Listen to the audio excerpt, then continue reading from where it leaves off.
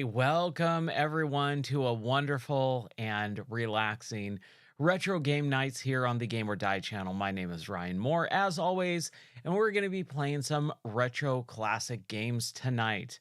I hope everyone is kind of winding down their weekend, and I appreciate every single person joining tonight. We're just going to have some fun. Last night we played some classics and we actually got through pretty much most of Sonic the Hedgehog 2. So I figured, why not finish that? Why not go ahead and play a little bit more Sonic 2 to start off the evening and see if we can finish it? We're on the Wing Fortress zone, I believe, and we're just going to get right into this classic game. So if you've never played this, I don't know where you've living, where you've been living under, but man, this game is so good. So we got a load state here of, yeah, here we go. We're right here at the wing zone, sky wing or whatever. This is kind of one of the ending sections of the game, and then we will move on to the Wing Fortress zone, but let's just kind of take it a little bit easy tonight. I know people have been watching football all day, but I have not. I'm not a big sports fan, so I couldn't even tell you who was playing or what commercials were shown. I actually had a pretty good night of just kind of hanging out with my wife. That's kind of what we do. Neither of us are sports fans, so we just hung out. And that was real fun. But man, I love me some Sonic. I'll tell you that much. Also, last night and this afternoon, when I did the podcast this afternoon, I did not realize that I had a viewer tell me the audio was out of sync. And I went back and checked the footage, and yeah, it was.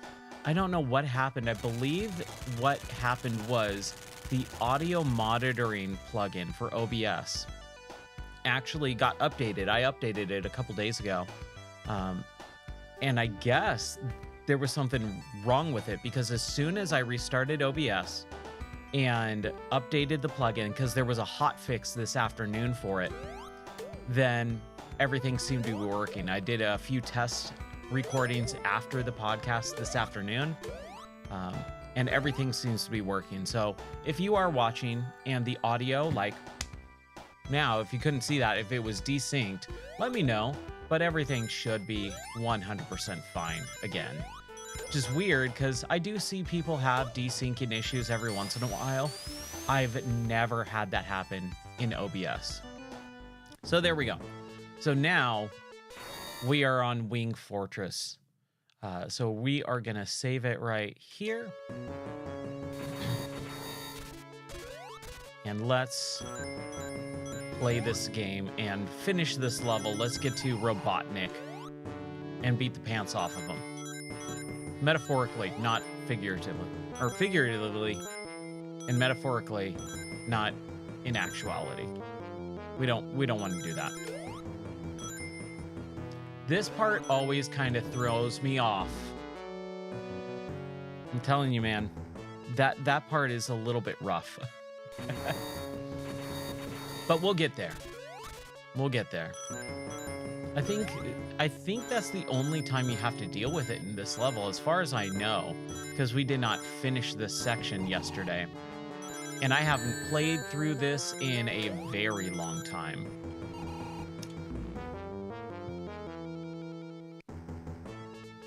All right, we're just getting our feet wet. That's all. Just getting back to the basics here. But yeah, like today, very relaxing, crazy, easy going day. Started off the day kind of a little weird. I slept in, which I never do. I usually, oh, come on, Ryan. I usually get like just a few hours of sleep a night. And I woke up this morning and I was like, man, I'm just super tired. I slept until like 11:30 in the morning. It was wonderful. I needed that sleep. Since we had a late stream too, we went for, I think, 4.5 hours last night. Roughly about 4.5 hours. I think like 4 hours and 20 minutes or so. But man, it was a fun stream. All right, so we're gonna just load back up here. We're gonna finish this game. We need to get past that section. That section's kind of a little tough. It's not a great looking section because of the fire. You think the fire is actually gonna hurt you, and it doesn't. And then you make these weird boneheaded moves. We're just gonna reload that. That didn't count. That's mulligan, right? That what it is in golf where you have to retry? Man, I don't know what happened the other night. So I was playing Mario Golf, and I haven't played that in forever. It's been a long time since I've played Mario Golf. And when I loaded it up and started playing, I wanted to fall asleep. Man, that was such a boring game. I can't get this section. I don't know why. But I had a real tough time trying to pay attention to that game the other night. So I don't know if I'll ever play any Mario Golf ever again.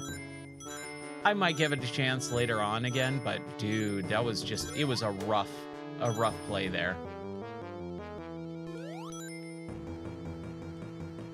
There we go. So see, you kind of clip through the fire a little bit on that section, and I just don't like it.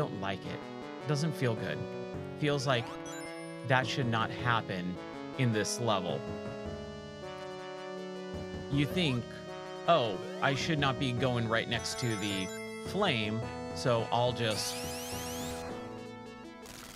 kind of duck under or something, and you just kind of clip through a little bit of it. And it's just, it feels weird. I don't like it. It's not my favorite part. Ugh. These chicken guys. This is a really interesting level. I remember as a kid, I loved this section. We're gonna wait. Okay, go. Go, Ryan. There we go.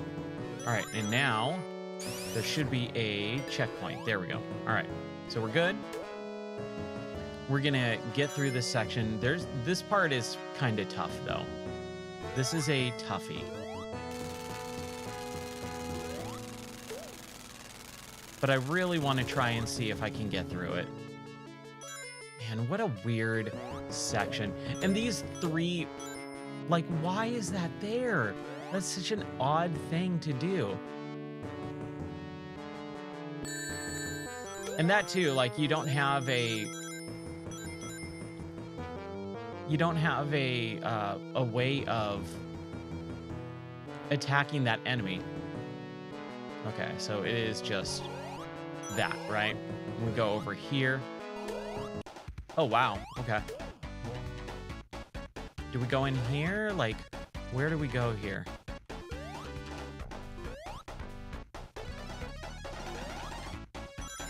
That's where we need to go.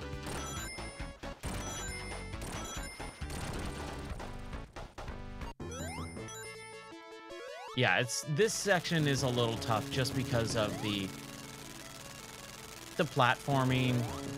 You know, it's one of those things you have to be careful with. Especially this part too, because all these things start going. That is a rough section. You gotta be on the ball with that. Ooh, gotta be careful with the coins there. But this music is like epic, right? It feels pretty epic. Which is not a word that I use lightly. I think it was way overused when it first became kind of popular in the late 90s, early 2000s. Everything was epic, and it was just like, I think people are overusing that word a little bit.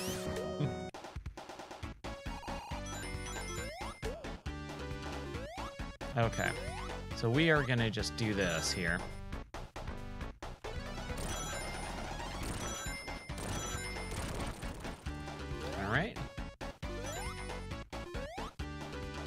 just gonna take our time. I think the only thing is when we get down here on this section, we gotta learn how to really attack it right now.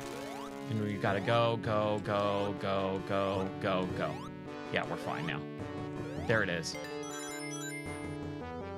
Man, that part is tough. That part is real, real tough. Are you kidding? Are you freaking kidding? Okay.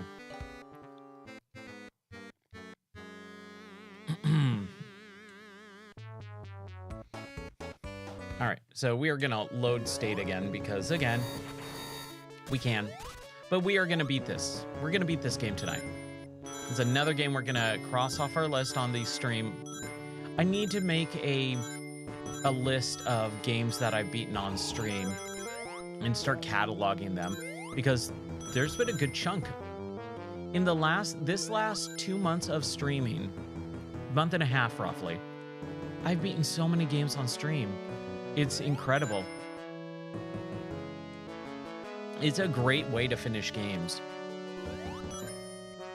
It definitely helps when you have people watching, though, for sure. Because then you can have fun conversations and be able to talk about the game and see other people's points of view, which is actually something that I kind of miss. With my podcast, since I do it alone, because I stream alone, I'm not part of a streaming group or anything. You know, there's definitely those times where I go, man, I would like someone else's opinion. So it's really nice to have those streams when people are talking and giving their opinions, even if I differ from their opinions, even if I don't share the same viewpoint. It is nice to see that. Now, come on. There we go. That was close. That was real close. We're going to save it. We're going to try and get this thing.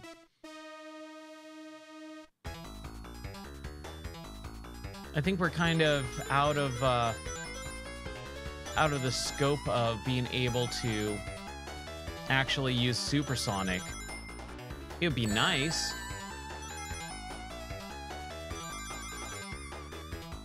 As long as we don't get hit.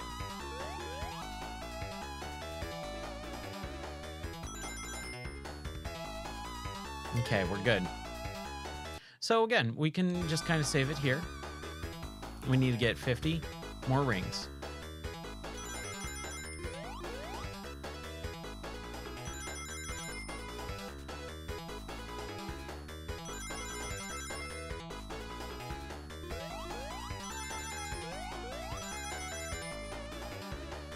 I think yeah.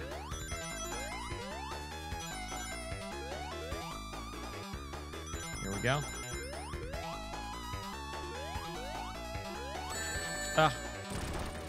Oh my gosh. Well, we're gonna retry that there. This stuff, it gets hard. You know, it definitely gets pretty hairy there. And we had the rings and I just started losing it.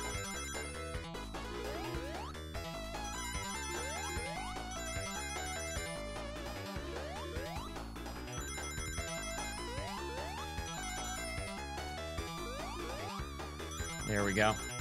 We're good. Golden.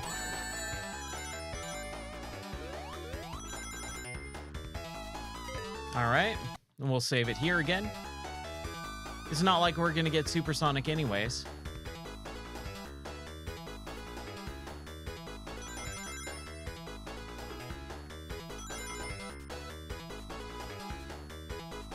Ooh, that was close. I don't like that Tails follows you, you know? Like, having him follow is pretty cool. One more ring. There we go. There it is. There's the Chaos Emerald that we were looking for. Hey, at least we got 4. I'll take 4. Oh, man, my eye. Okay, now that we got that, now that we're all good, let's continue on.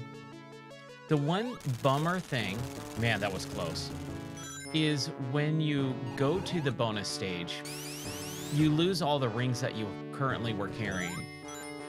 And I had like 78. I was very close to a second, very close to a new life, or a second life, or one up, or whatever you want to call it. I can't believe I can't think of the name. But it's kind of a little crazy that you lose all of those immediately as soon as you go into the bonus section. And it's just a little bit dumb. You know, I would have preferred to be able to keep the rings that I just spent all that time getting, especially if I was so close to an extra life. Man, I can't believe I couldn't think of that phrasing. Ooh, that was close. We're just gonna take our time here. Take our time. Wow. That was a little close. Too close for comfort. We're gonna wait. We're gonna wait for it to drop. And go. Yeah, we're fine. We're fine. There we go. Now, let's do it. Let's do it. Who cares, right? At this point, who cares? Get 55 rings. Whew, that's the tall order there.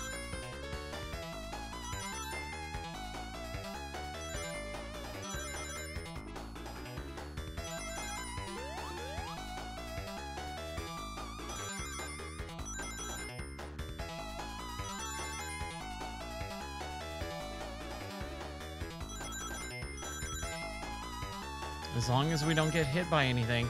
Hey, all right. We'll take it. We'll take it. 110. Ooh, that's an even taller order. I like this part, though. Ooh. I think we could do it.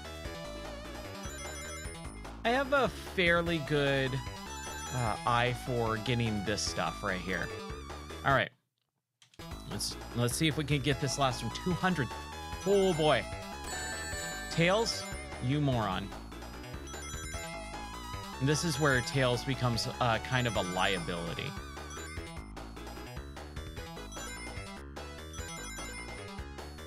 And this is also kind of where you have to memorize the layouts.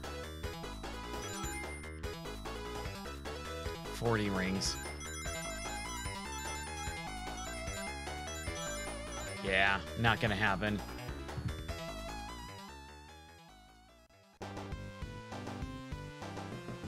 Bummer. Bummer. But hey, we got an extra life out of it, so I'll take it. I'll take it. Wing Fortress. And this one doesn't have any... So, this is what you have to do. Right? No. Okay, we gotta learn how to do this. It's like, I don't know what you're supposed to do.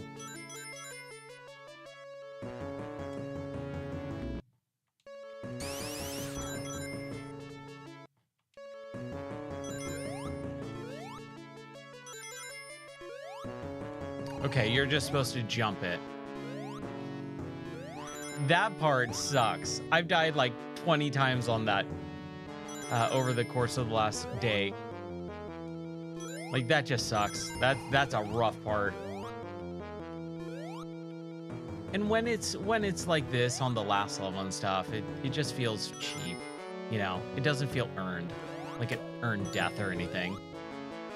It just feels like, oh, the game was not letting me know and understand how this mechanic works very well.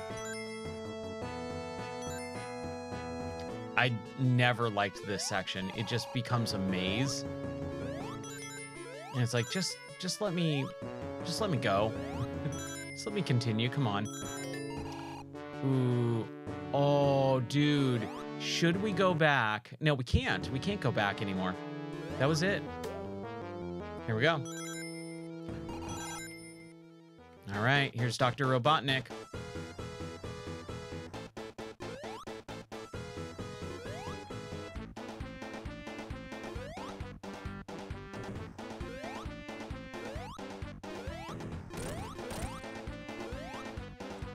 And again, I like that you can earn... Ooh. You can earn multiple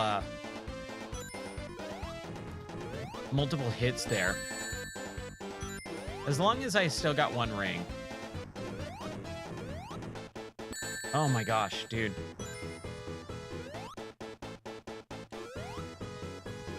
I'm not great at this boss.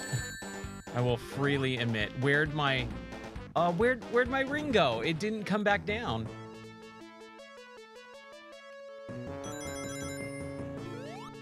We'll get it.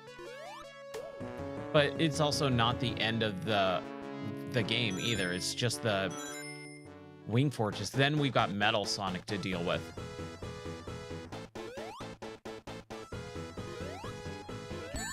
Oh my gosh. Dude, where did all my rings go?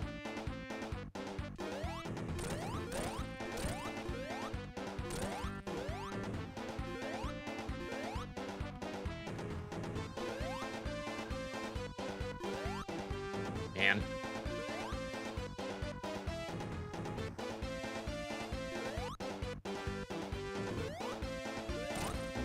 Ah. Close. We'll get him. We'll get him. Somehow, some way, we'll get him. But I don't like that I got hit and all those rings just left out of nowhere. Like one hit and they all just vanished. See, again, they all go up.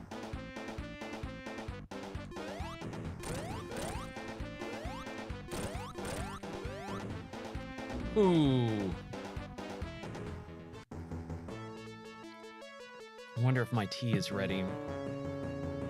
Let's test it out here. Okay. Tea's not scalding hot anymore.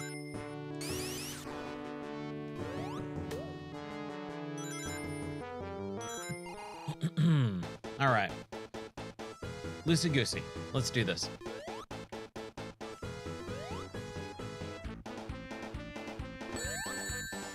How did I get that, man?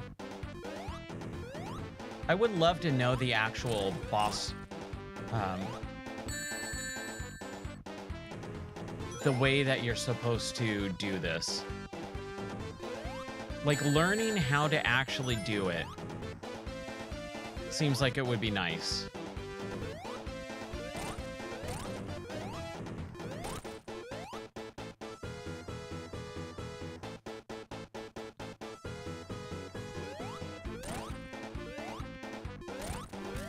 There we go. We did it. Come on. Can we go back? Yeah, we can.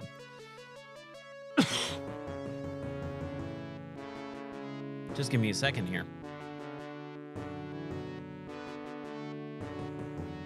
Okay. All right. Ooh.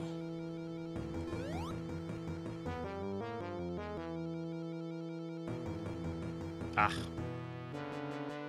We'll get him. We'll jump on the spaceship or whatever with Tails. Oh man, my eyes. So yeah, we'll see how long it takes us to beat Sonic 2 tonight.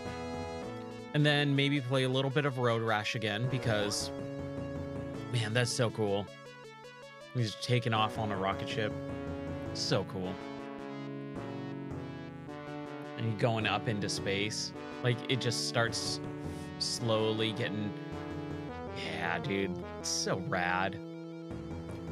Don't mind how he breathes. Don't worry about it. It's like NMST3K says. Alright, here's Death Egg. Here is the last section. Final boss. Metal Sonic. I was never good with Metal Sonic, though.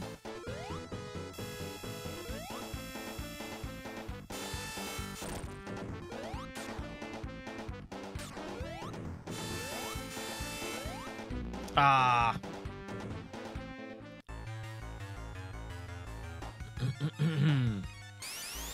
And they don't give you any rings. Like, you have to do it without taking any damage.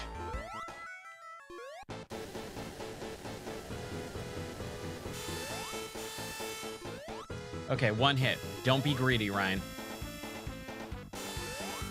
One hit. One hit. And he bounces, right? Yeah. One hit.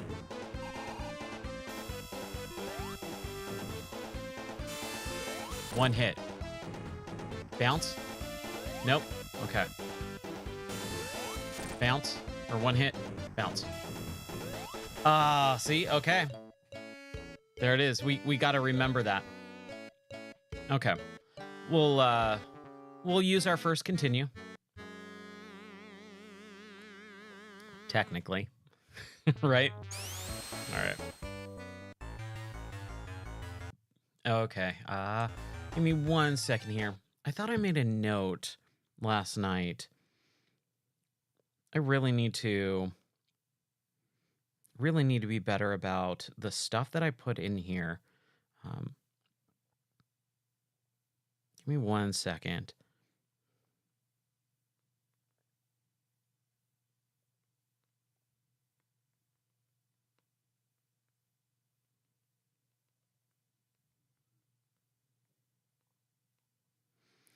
There. That should be a little bit easier and better for me to remember. All right. So let's try and defeat Metal Sonic. We got kind of most of it down. One. Ooh, close. So. One. Oh my gosh. I don't know what happened. I don't know how I didn't die. That was crazy. I don't know what happened there, but that was cool. If I could replicate that.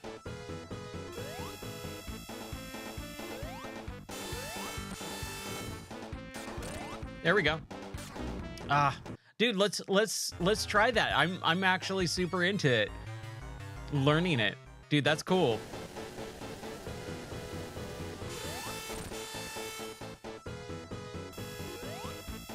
Okay, so we're gonna save it here. We'll save it here. Here. We'll save it right there. Bam. No. Let's learn it. I don't know what happened there. Nope. Nope. Nope. There we go. Okay. Let's do it again.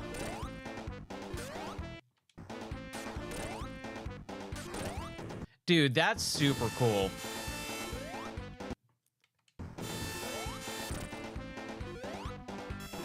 Where he bounces? Okay. That's where he bounces.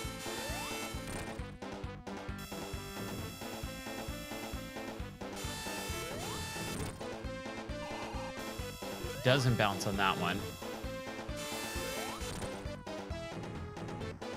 Doesn't bounce on this one. Next one he bounces. There we go. Not bad though. Let's save it there. Let's actually do it for realsies.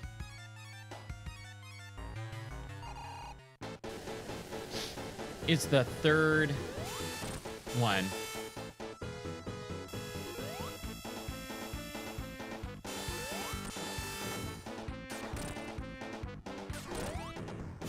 Man, that feels real good to do. So he bounces here. Doesn't bounce here. Doesn't bounce here.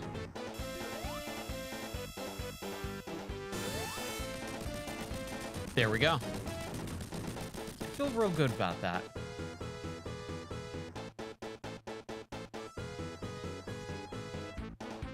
All right.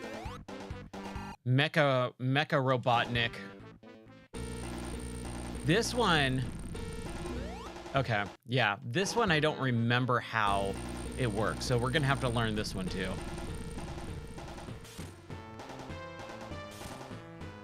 I remember as a kid, I always struggled with this. Like, oh man, I just had such a... Yeah, it's that. And you just gotta... You got to do it before. There we go.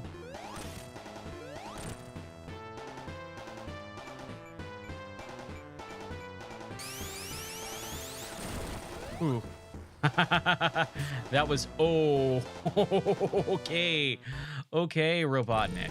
You got it. All right.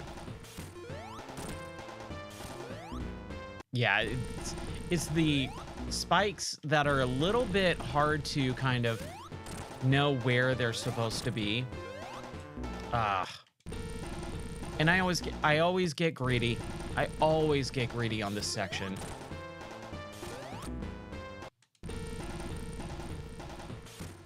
But it's learning the amount of height that you have. And I'm trying to think of the name, the hitbox, basically. It's learning the hitbox, which I just have a real hard time with. I am very, very imprecise on it, as you can see. Man. Like, I got way up there that first time.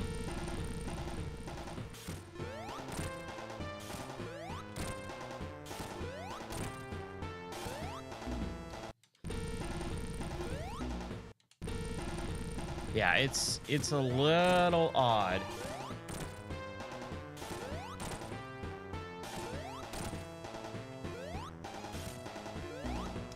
Man, in not having any rings too, that is such a little... Oh man, they start you right off like where you have to backtrack like that. Nope.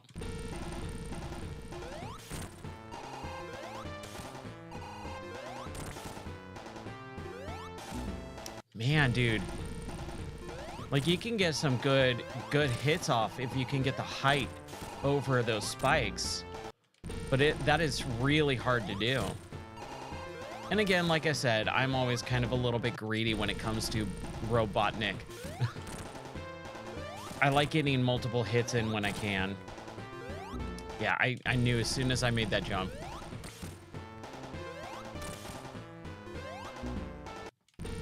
We'll get it.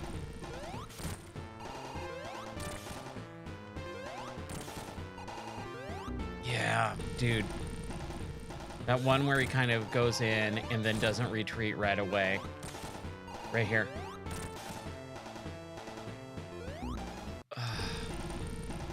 If I could just stop being greedy. That's kind of where my mind is at right now. Aw, boo.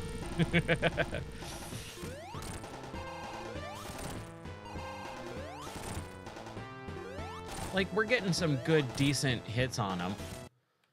So we'll... Okay, so let's... Yeah, that's weird. Like, why can't I... What? There... Okay. So that's where we'll go. Okay. So he's gonna... Man.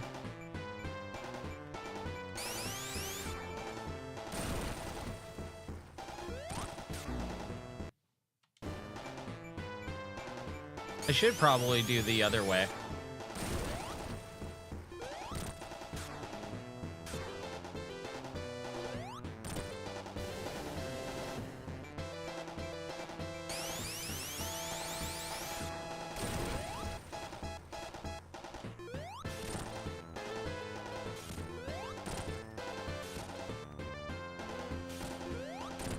Man.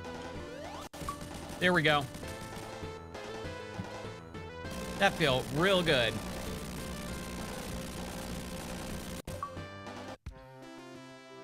Yeah. Hey, we beat Sonic 2.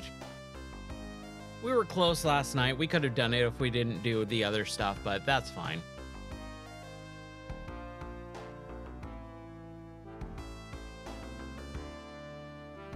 Sonic's fine, believe me. Don't worry, Tails. He's fine. Oh, yeah.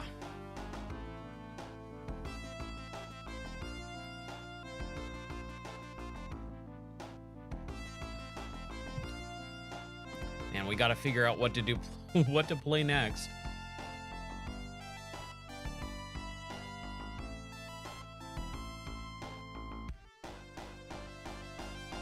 I love it. Him skydiving, Tails catching him. All the little Sega flicky birds showing up and flying alongside. Dude, Sonic 2 is a good game. Well, we gotta put that on the list too, right? And then he comes back up. Yeah. With a fist, not the peace sign.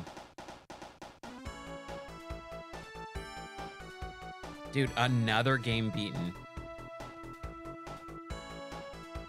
I love it.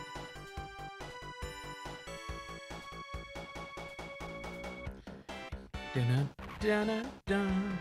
So good, dude. What is the date today? The 11th? I always catalog my games that I beat. So, let's talk about Sonic 2. It is I wouldn't say it's a vast improvement over 1. I think 1 is already solid, but it adds more to it with the, spinning in place mechanic. I believe we'll check that. We'll double check that in a moment. But being able to duck down and then spin in place super fast and then release is a huge, huge thing. I'm almost positive you can't do that in 1. The addition of Tails as the, sidekick character who owns, a plane that lets Sonic, fly and stuff like that. That's so cool. Also having Metal Sonic, get introduced by Dr. Robotnik. These zones are all incredibly done. There's not a bad zone in this game. You can argue Aquatic Ruin Zone is a little bit tough because of the water. And maybe, like, when I was a kid, Mystic Zone was never... Mystic Cave was really, really hard for me. I hated that level. But even Wing Fortress, like, dude, that's a great level. Like, every single level about in this game is really, really, really good. Metropolis Zone was my favorite, but that third act does definitely kind of, not bring it down, but definitely kind of irks me going, all the other zones are Zone 1 and Zone 2, but you have Zone 3 with Metropolis, but it's so good. And this ending credit score, like every song in this game is really, really well done. It's memorable. It has a good tune to it. It's just fantastic. I think this is and the bonus stages too. It's such a weird looking end title screen, but I love it. So we are gonna do what we normally do when we beat a game. We save it on save slot 9. If I pause it, yeah, okay, it just goes kind of back to the norm. We didn't get Supersonic in this run. Maybe we'll try for we'll get Supersonic when we do the series. When we do Series Fatigue and we go through all of these Sonic games, we will make sure that we get Supersonic. But let's just try that Sonic the Hedgehog 1 game and make sure that we can't duck down and spin in place. I'm fairly certain you can't. If you can, it's you duck down, you spin, and you immediately go. So let's see here. Oh no, yeah, you just jump. So that was definitely a mechanic in Sonic 2. All right, since we beat that, let's do a little bit more Road Rash. I kind of want to see if I can get through at least a race.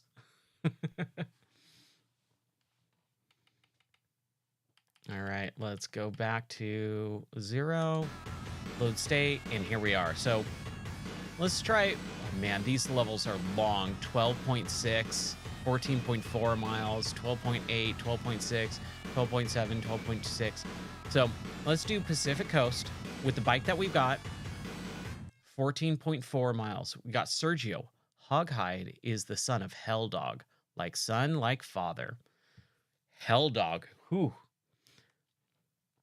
I wonder if he's in level 5. Okay, so we got Otis off the bat now. Biff.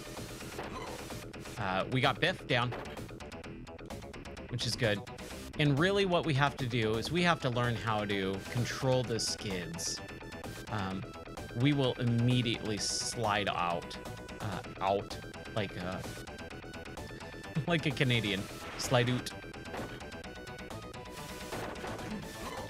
Ooh, there goes Laura. Whatever. Sorry, Mrs. Croft. Miss Croft. I'm really excited for the Tomb Raider remasters on Wednesday. Like, I'm definitely looking forward to it. Ooh, that's close. That was close. So really, oh man. Ooh, dude, he got me into the yellow. Spike got me into the yellow, dude. Wow.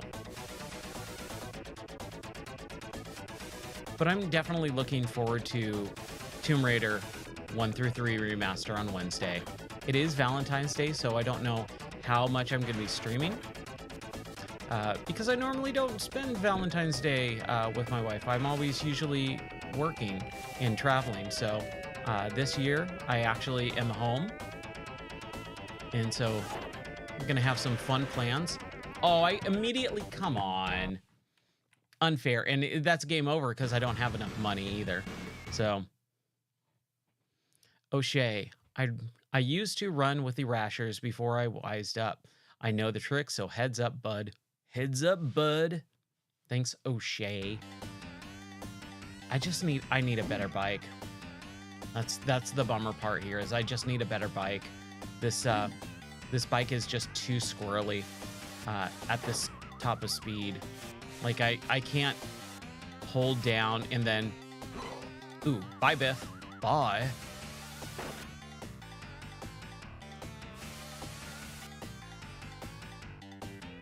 I just can't hold down the accelerator, so I have to kind of glide, and I lose a lot of speed that way, obviously, when you let off the accelerator like that. But it's the only way. Ooh, Luna. That's who it was. It wasn't Laura. It was Luna. So it's kind of like feather tapping and stuff like that, just so that you can, on these long speeds or stretches, you can speed up. But you always got to be really careful. Like in that section, ugh. Yeah, I don't know if I'm gonna be able to get. I was gonna try and run him over.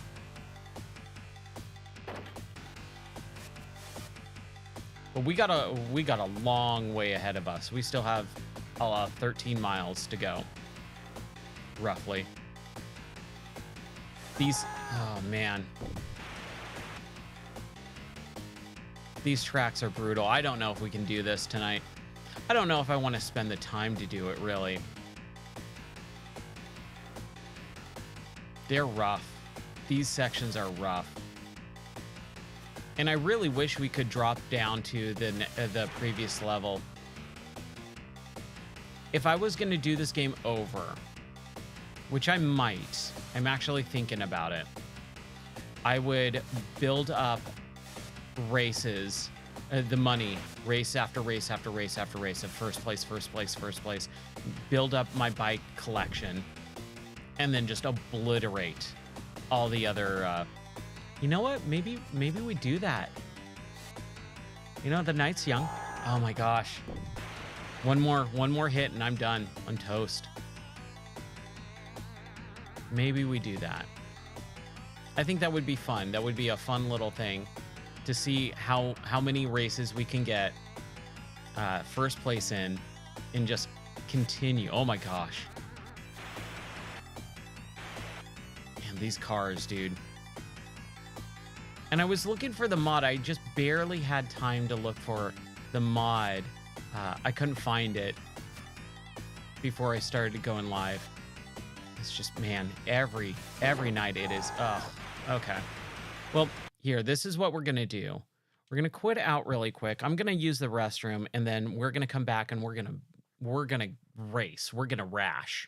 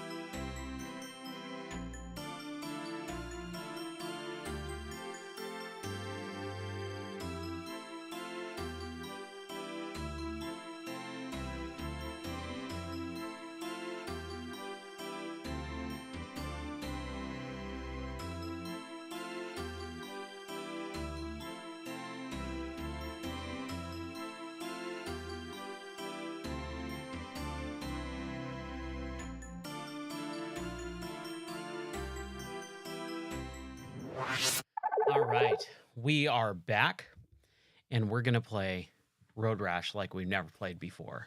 We're going to beat the living garbage out of people. So we're going to start off. We're going to name my character. Slayer.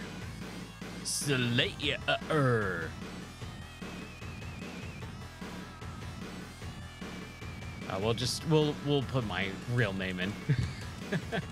But what we're going to do is we're going to start from the beginning and see how long we can go with just building up our money.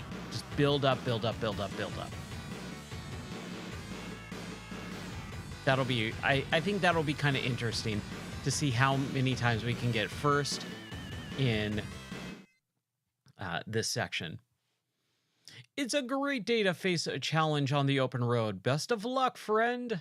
Yeah, you're going down, Biff. Ooh, Rude Boy. I miss Rude Boy. I miss him a lot.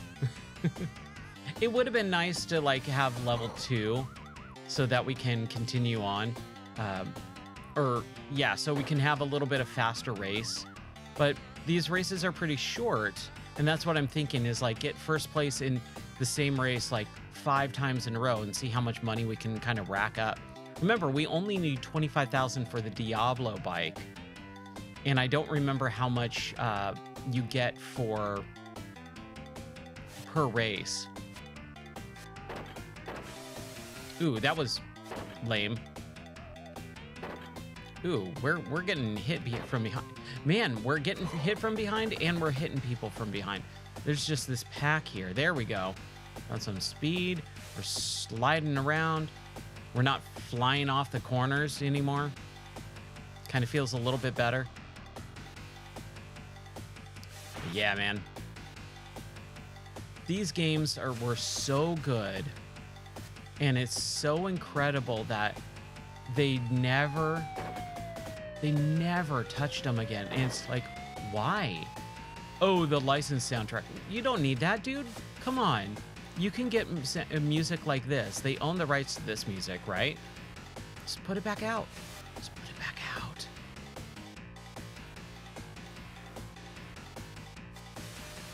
And I don't need like fully orchestrated music, nor do I need licensed songs in a Road Rash game. I know a lot of people like that.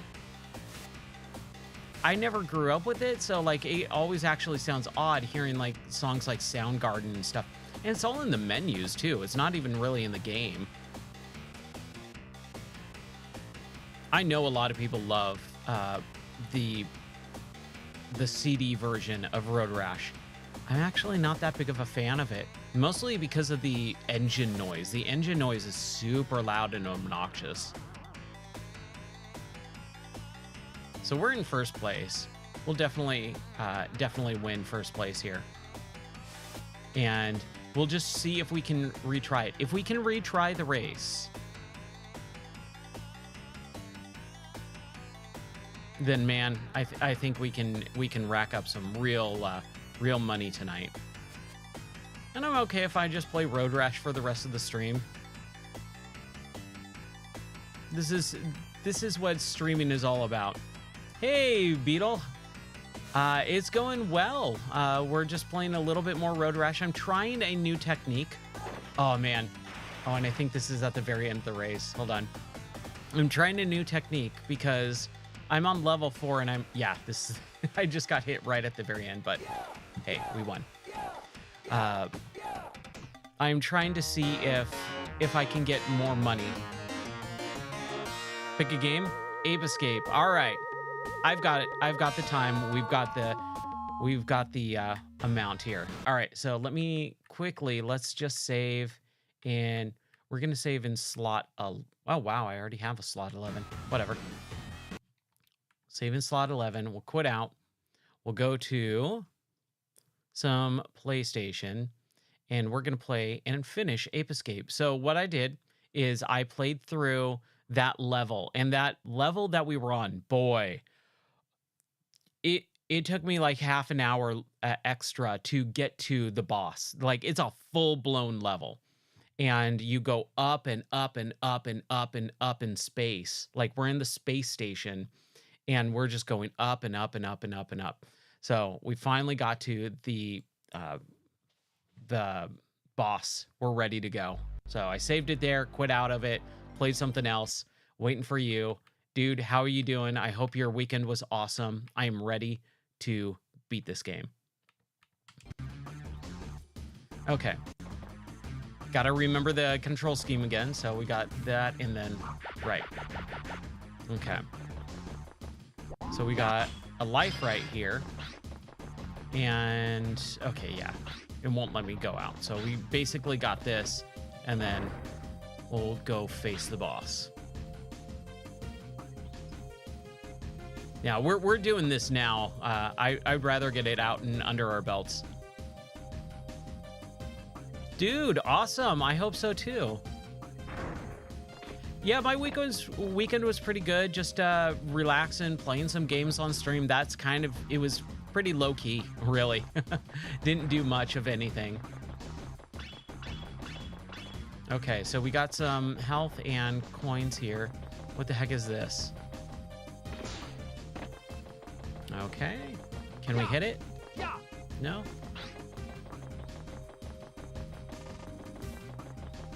Well, I mean, I guess if it's gonna give it to us. All right. I think this is it.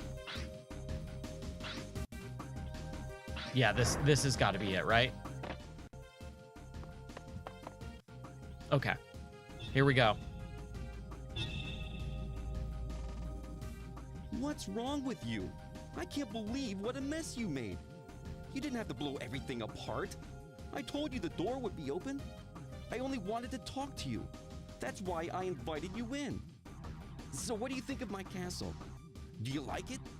It's pretty cool. It's a pretty cool castle. Fortress ever constructed. It will be so easy to conquer the world. It really is perfect, isn't it? What are you saying? Are you out of your mind? Just stop this crazy plan already. Why don't you stop fighting me and join me instead? You know, like your friend did. No way! I won't be controlled by you. Well, we'll see about that. With my new powers and my superior intelligence, it would be so easy to put you under my control.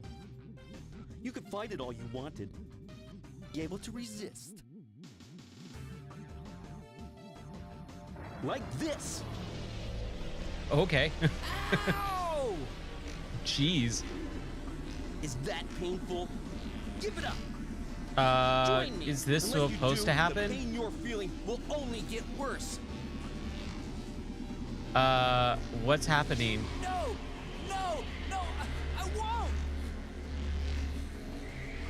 You really think you can fight and beat me? You're no match for my powers. I wonder if this is supposed to be, yeah. I won't!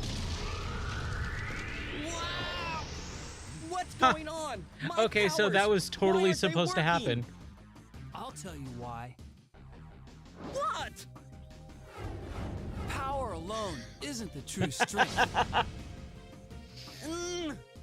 Well, something like that. They just white out the screen and they have this big battle that is supposed to be epic. I have no use And for then you now. don't get to see any of it. Get That's out of pretty here. good, dude. This game, dude, oh my gosh, it's pretty good. Take this. All right. Oh, cool. We got one of these, either it could be Battletoads. It looks like the Battletoads section with the thing, or Shredder. Like when you're playing as in the Turtles games, Shredder has a moment like this too. Okay, so what are we supposed to do here? Are we supposed to? Okay. No. That's not it. Ooh, maybe it's a slingshot?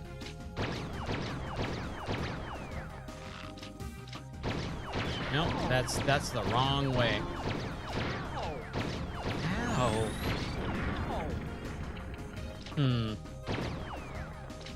Oh, that's probably what it is, right? No? Oh no! Okay, let's figure this out.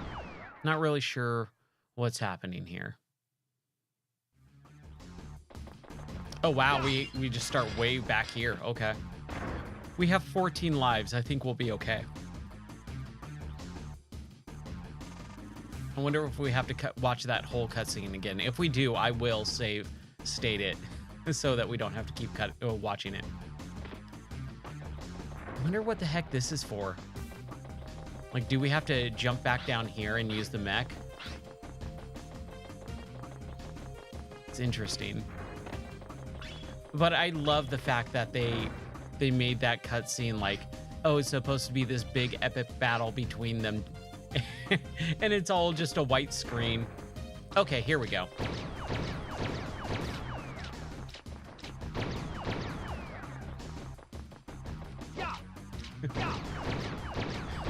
Don't worry about the Nightbot. I still have to figure that thing out. It will it recognizes if you just post a random like HTML link in it. So I got to turn that off. I appreciate that. Thanks. I've seen the other clip that you did. I'm pretty sure you did another clip recently, right? Okay, we gotta figure out what the heck we're supposed to do here. I feel like maybe like... I know I need to jump over that.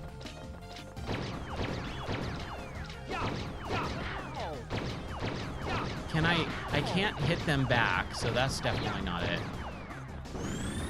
I thought like these were little power switches or something, but that's not it either.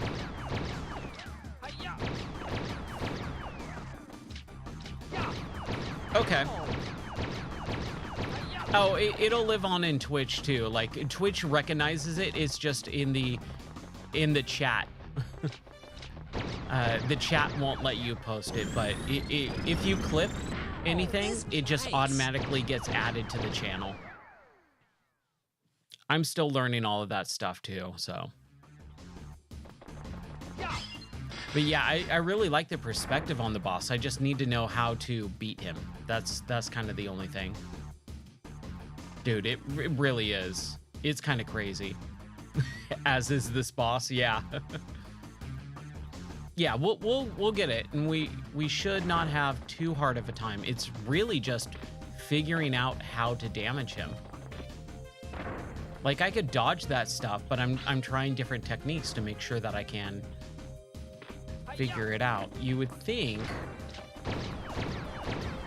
it's maybe like this as a button or a switch or something. It's not. Same thing with these floor panels, these blue buttons. This red stuff is, the ground textures are nothing. Ooh. Okay, so what are those? Rockets for the slingshot?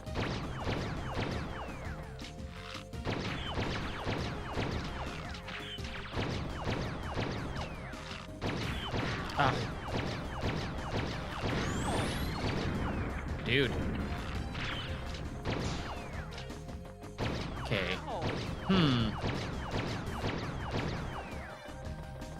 I do like that they give you an extra life right at the beginning of the boss. So basically, if you get to the boss, it's up to you to figure it out. You will never lose life.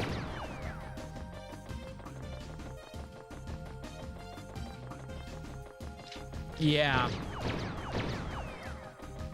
I don't know. Like I can't get down a level, I think. I mean, let's try it. Let's try and see if we can jump off. No, I am locked to this level. It's not that big mech at the bottom. That might come in later. Who knows? But it is definitely not that. Yes. Oh, there we go. It's the explosive one.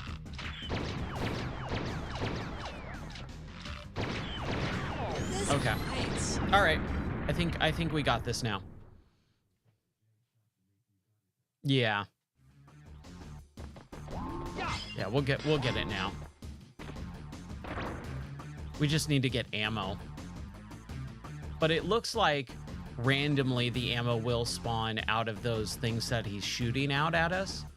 So we'll be able to get more ammo. I just don't know how that happens. Because I had full ammo and it was still giving me ammo. All right. Man. Cool boss fight. I don't say that. I don't say that often.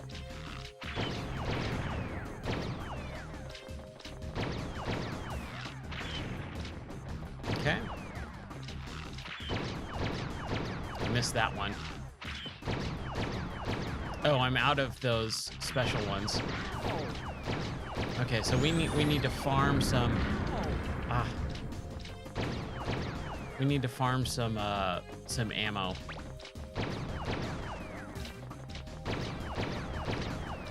I'm not really sure how that happens either. Let's see if we can do this. No, we can't. We can't block those.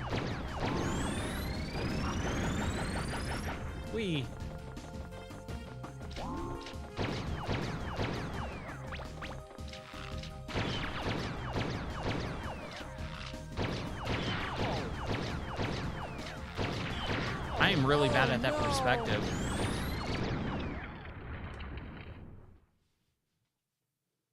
Shooting up, like, I'm always kind of facing off and angling out my shots a little bit. All right, so we don't have, it's this middle one. It's this rocket one, or explosion.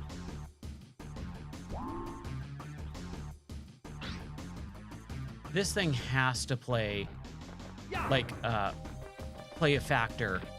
Maybe in, like, the next phase or something. I can get into it and then we have a big mech battle. That would be kind of cool.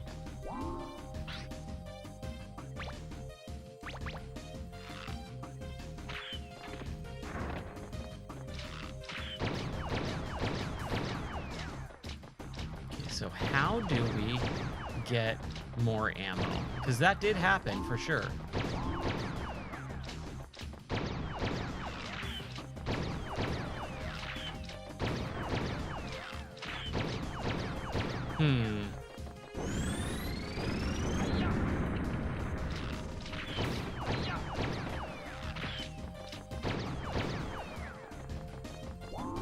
Now, if I get close...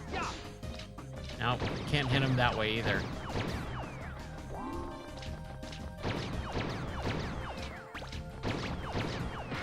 Ooh. That is tough. That is fairly tough here. There's got to be another way.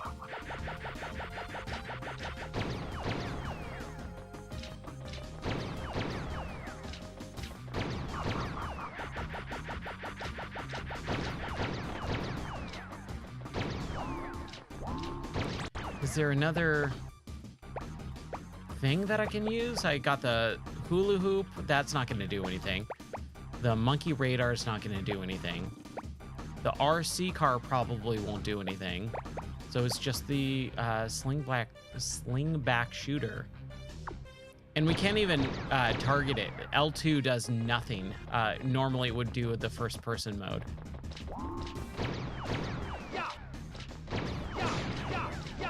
Oh, I hit him, I think.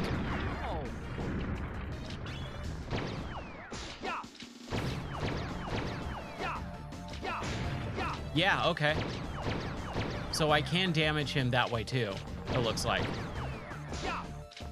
I just have to remember to kind of make sure I don't get taken out by those stupid things, those waves. Oh, health. Yeah, we'll take health. All right, now we're cooking with gas. There it is. Okay, that part was easy. Me and my big ideas.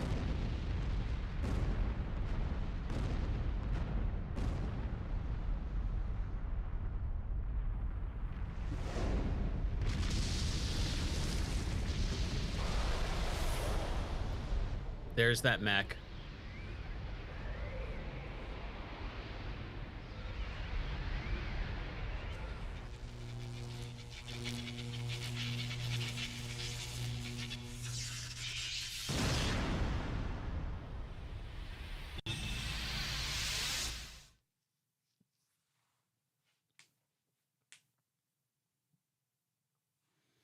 All right, phase 2.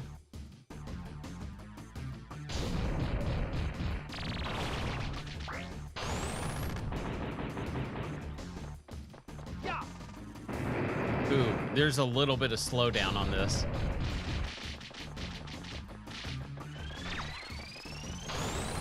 Okay.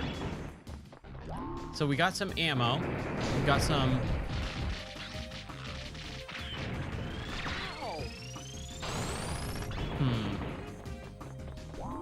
I wonder if... Can't really do anything there. Oh my gosh.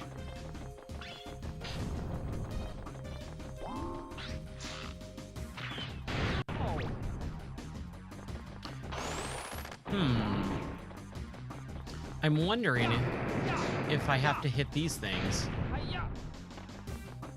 Doesn't look like I can. Okay, we're getting rockets again. Ooh, I fell off. That wasn't good. Okay.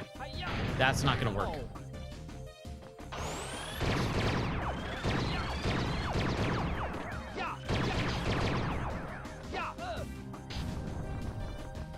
Okay, let's try first person. Wow. This bites. That does bite. Okay. Not sure yet what to do, but we'll get it.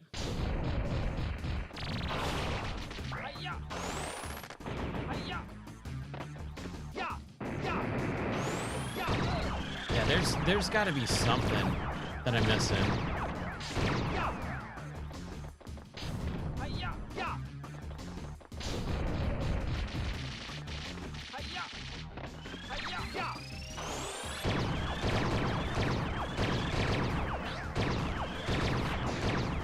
Okay.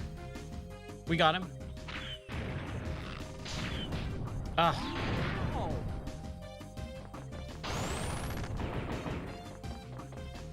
So maybe that was it. Maybe I just got to be better about aiming, because it is giving me the rockets.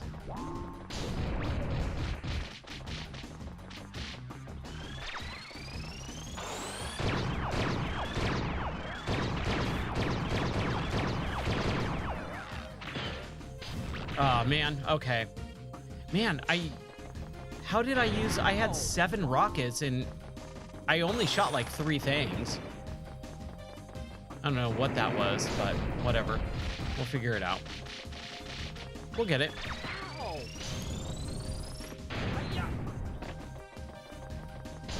We just need to wait for these rockets. And these guys will kind of shoot. Okay. Health.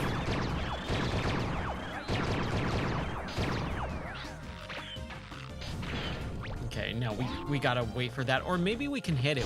We might be able to hit it too.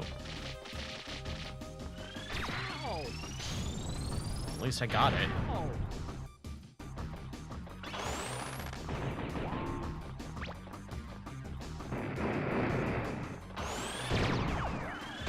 Okay, so as soon as... Okay, he uses all of them. It's a one-shot type of ordeal. That's kind of crazy, but hey, we got him. So now... Oh my gosh. Wow. All right. Cool. Okay, we could also just hit it with our sword, with our lightsaber. Yeah. We got him. Watch this. There we go. Booyah. 2 arms down. Okay, we got the head part. Oh, man.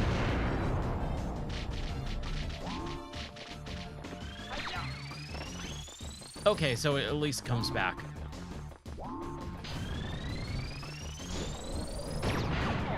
Ooh. Oh, that was close. That was real close. Ah, okay. His chest opens up and exposes that green thing. We want to have him blow up the... Huh. Okay. Let's just play it safe.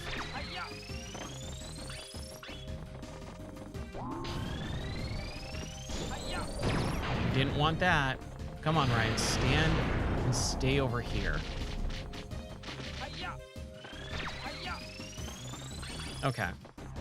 So we're going to have him see me and then come over here, shoot it. There we go.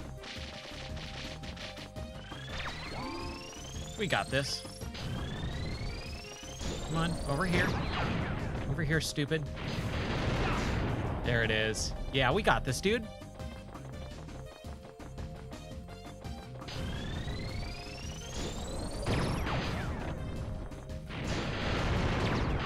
Oh man, crap.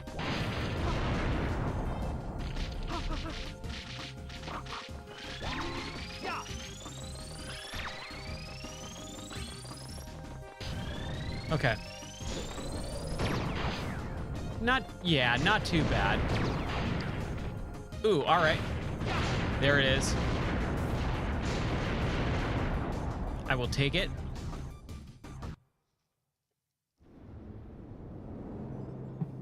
You ruined everything! If it weren't for you, everything would be perfect!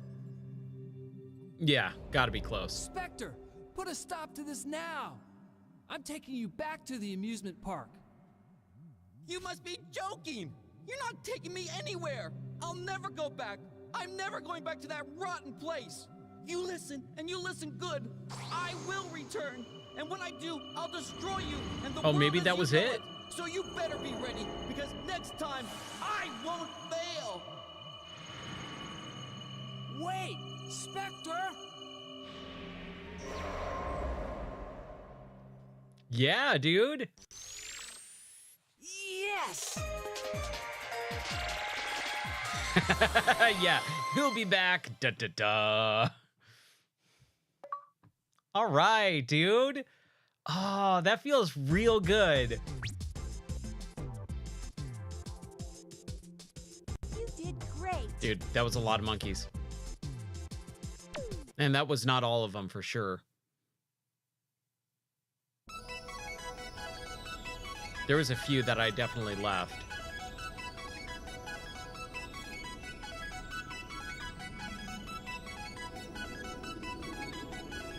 Oh yeah, this is a huge game. This is something I was not expecting at all when I started out. Yeah, it's a huge game.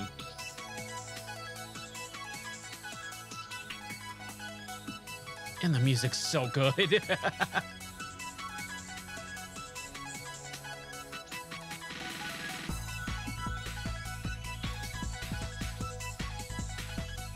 Chosen one. Hey! Spike! It is.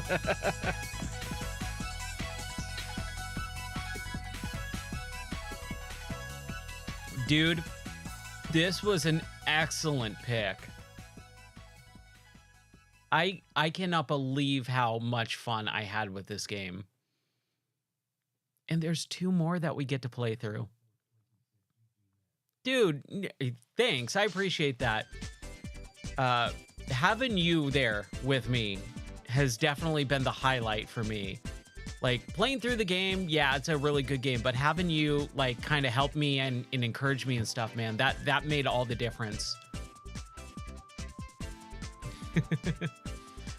Oh, yeah, there's a good amount of ape left. Of course, dude. Oh, man. I did not believe that this game was going to be this fun when I started. Even when you suggested it, I'm like, Ape Escape, sure, we'll play it for like 15, 20 minutes. I'll get bored of it and whatever. But I think having the controls be dual analog and they do something different with the controls, I think that made a big difference in how I looked at the game, going, oh, you know what? It's not just a twin stick shooter type of game or whatever.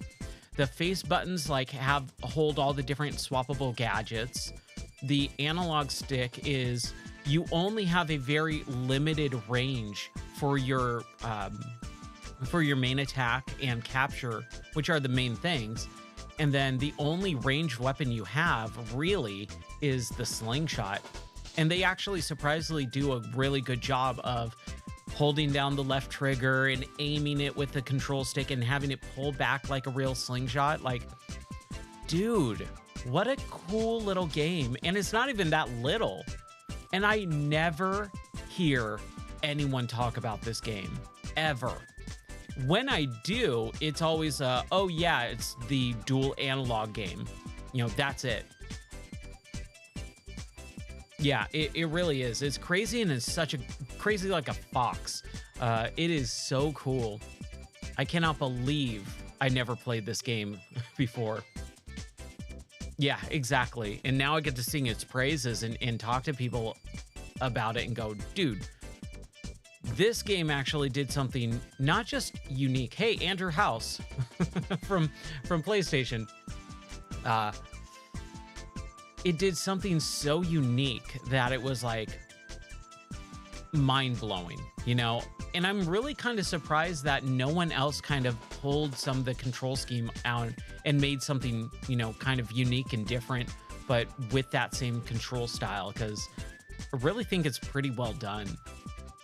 Especially for it being like the first major one that required the DualShock. Oh, dude.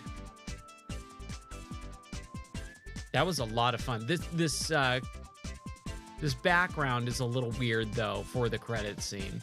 I mean, it's different. Again, you know, that's kind of what they did with this game, is they just kind of went out of their way to be different.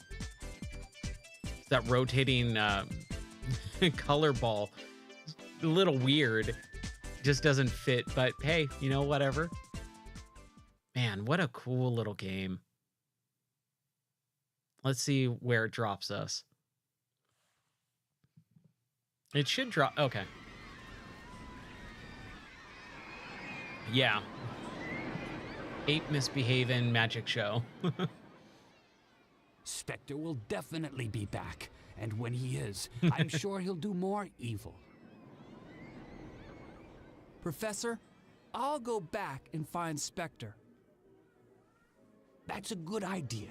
But first, use the time station to return to the past and check each era for any remaining monkeys on the loose. We can't leave any of them wandering around. While you do that, I'll go back to the lab and track down Spectre. Then we'll find him and stop him for good. I wonder what you get for tracking down all the monkeys.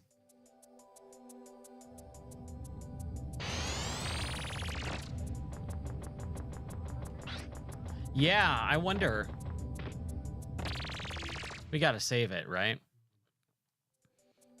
It sounds like it for sure.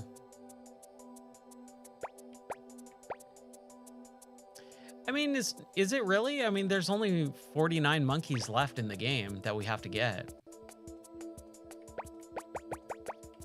Oh, this is kind of cool. Gives you data on all of them too. That's pretty good. Yeah, I know. This one is gonna be like that one, the Monkey Madness in Spectreland. That one's kind of hard. Only missing 2 in TV Tower, Spectre's Factory, City Park, Crumbling Castle, Wasabi Wall, Sushi Temple, Hot Springs. Yeah, there's only like 2 or 3 in most of them. I did go back, like while you were out, I did go back to like the first several. So we got Lost Land, Primordial Ooze, Molten Lava, Thick Jungle. All of those are 100% complete, but going back, that might just be too much for me. I very rarely ever find enjoyment in going back to a game and continuing on after I've seen the credits. Like my enthusiasm drops like to nearly 0%. Like I would really like to be able to say, yeah, I went back and, you know, got all the things and got the true ending and all that stuff, but that's like another several hours worth of work for something that's probably a 30-second cutscene that I could look up on YouTube. That is kind of where I'm at with my life. Is there's so many other games that we can play and so many other different things to do that it's like, it's really not worth it to me. Hey, Bruno, how's it going? I'm doing pretty good. We just finished Ape Escape, man. So we gotta figure out what we're gonna do next. Shall we stream what? Doing all of this stuff, or should we stream the ending and look it up on YouTube? What do you think? Let's return. Let's save it first. Let's get our game saved.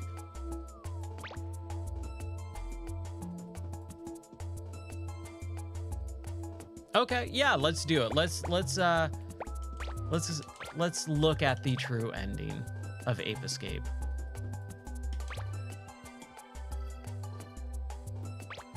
Yeah, I mean, if I was a kid and, you know, I had all the time in the world and no responsibilities other than school or something, and I only got X amount of video games per, you know, month or year or whatever, and this was one of the few games that I owned, yeah, absolutely, that's what I would do right now. But I literally have hundreds and hundreds, if I have thousands of games that I have at my fingertips that I haven't played.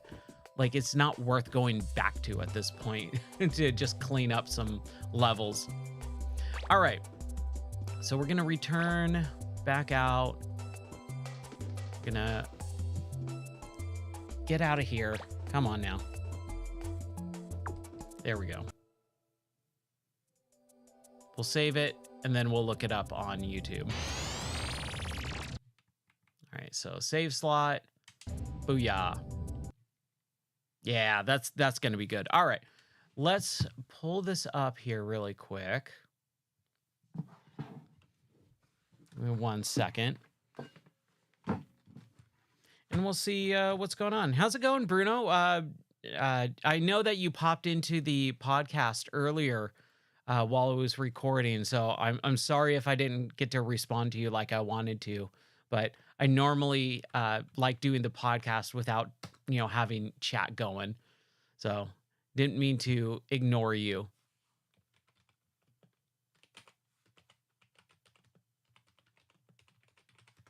All right, Ape Escape true ending. Let's see here. Let's get rid of all this junk.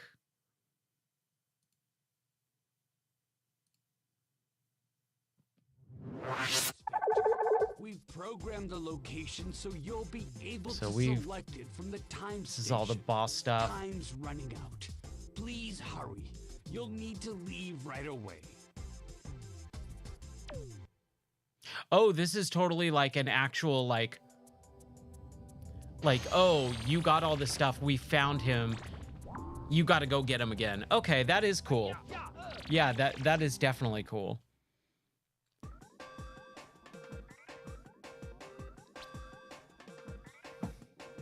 Peak Point Matrix. I mean, it's 11 minutes long. We might as well watch, you know, maybe not the whole boss battle, or if it's a level.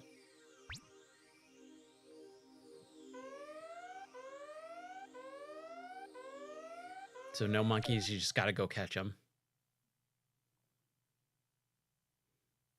I'm going for it.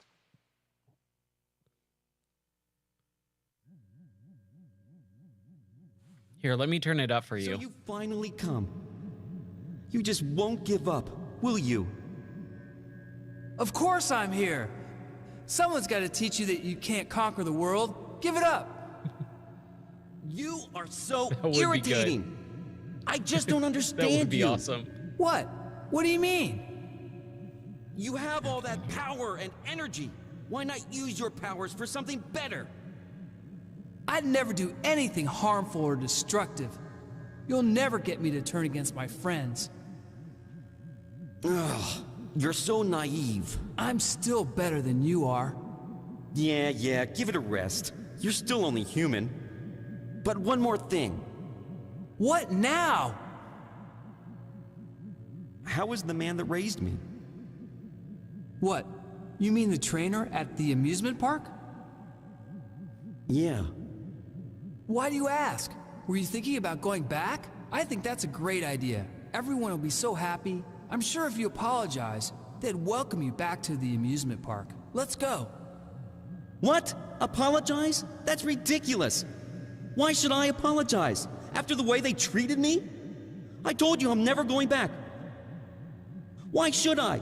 I have come across such incredible powers and intelligence That is weird. that I'm better than they are. I can do anything. That's not true power. You're being controlled by the Peak Point helmet. If you knew what was good for you, you'd throw that thing away. Now do it and let's go. Quiet! I'll prove to you just how great my powers are! So is he Go a ahead. monkey? But if I beat you, you get rid Or of the like helmet. half monkey, half human? Oh, you won't beat me! Don't be so sure, Spectre. Here I come. Okay, so he is a monkey. Yeah! Okay. I guess I might have missed that from like the opening cutscene or something. I might have been talking over it.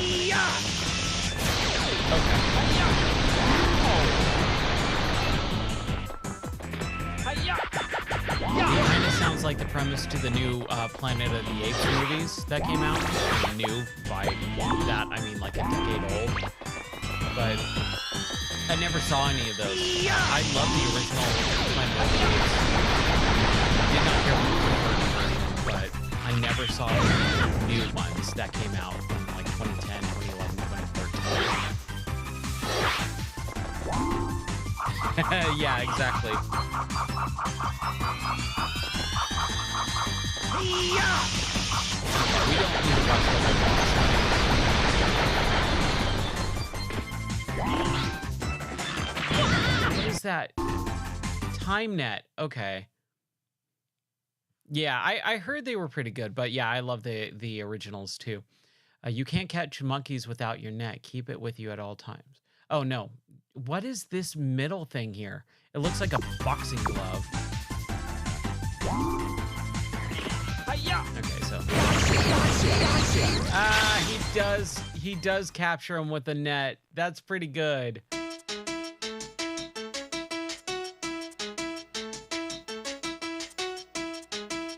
That is pretty good. All right, let's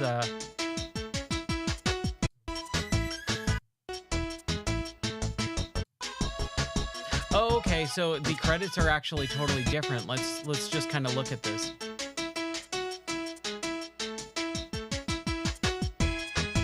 Yeah, totally.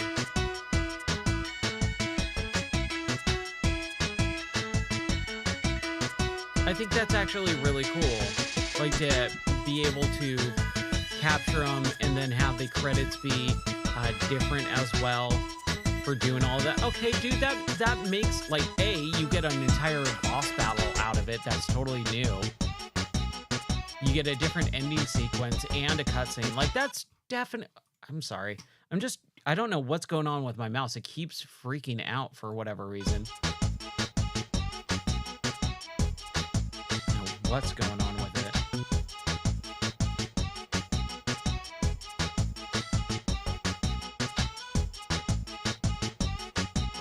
Let's see what these credits are. So they come back down to Earth and they're holding him. Yeah, it looked like some sort of like scissor boxing glove thing. Kind of weird looking.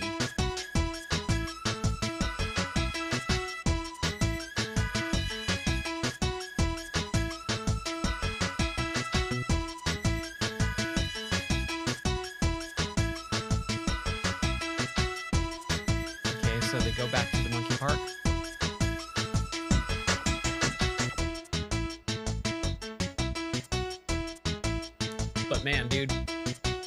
that actually seems like it's totally worth it to actually complete the game fully. Again, for me, not really, because again, it's a boss battle, which I already hate. You get credits in a different ending sequence, but again, we're watching it right now. But if I had more time in the world, man, dude, I'd totally do it. You know, give me another extra 3 to 5 hours. I'd totally 100% this game. I think it's actually worth it. Oh, and he's back with the trainer.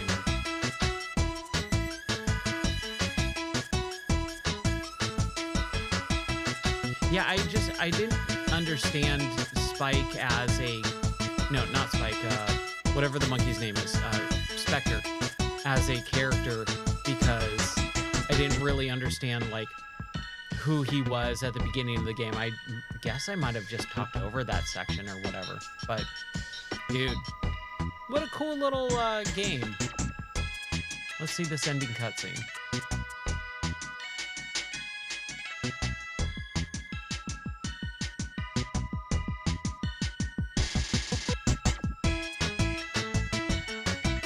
A different laptop background. Slightly different.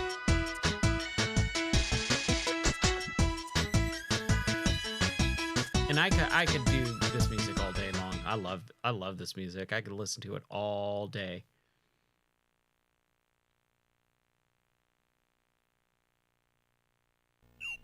Oh no! Look at the time! We better hurry, or it'll be too late. Hey, wait up! Wait for me, you two!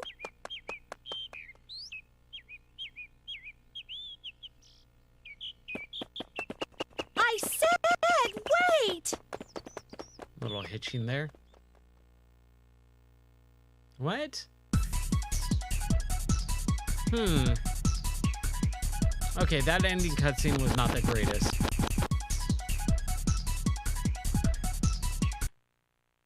Okay, I mean,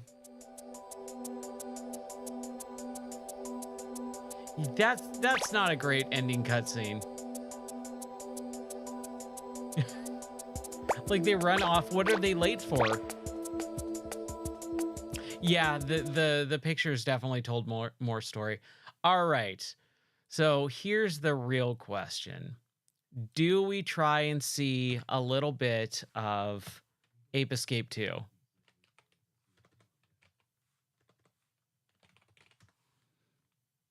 You tell me if you have it in you for a little Ape Escape 2. We don't even need to play more of it. Let's see here. Let me make sure I've got it over here on this one. Yeah, we got it all.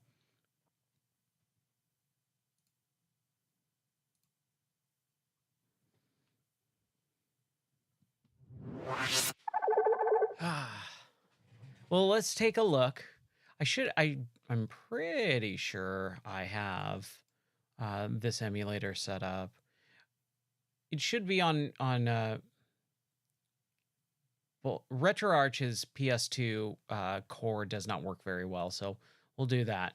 But let's take a look at what Ape Escape 2 is.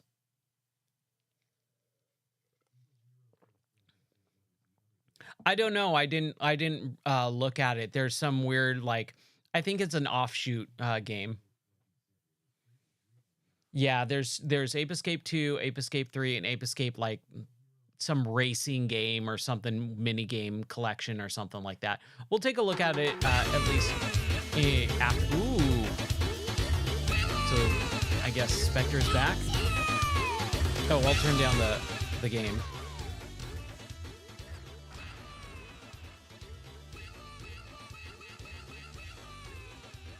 Oh, wow. They look totally different.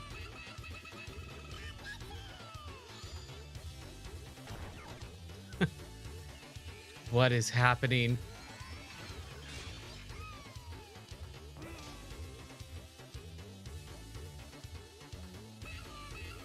Dude, this looks crazy. Yeah. Oh, I'm ready. I am too. I'm super into this. This looks awesome. All right, let's take a look at the options. What we got, subtitles. Let's turn subtitles on since I'm streaming. I hate subtitles normally, but unless it's something like Yakuza where it's in a different language. But since I'm streaming, let's do subtitles. Ooh, but that squeezes it a little bit. But that actually might look correct. Let's see if we can.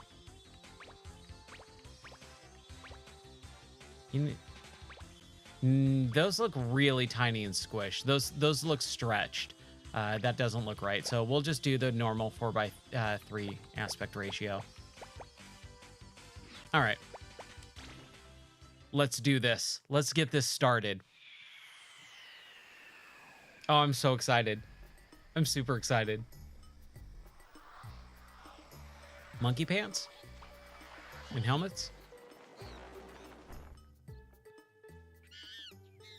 Let's do it.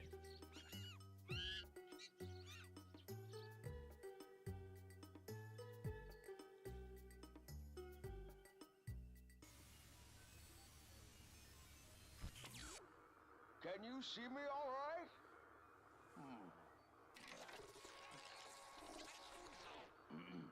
I have a favor to ask you. While I'm away, could you use the transporter to... now, what did they get to anyway? Yeah.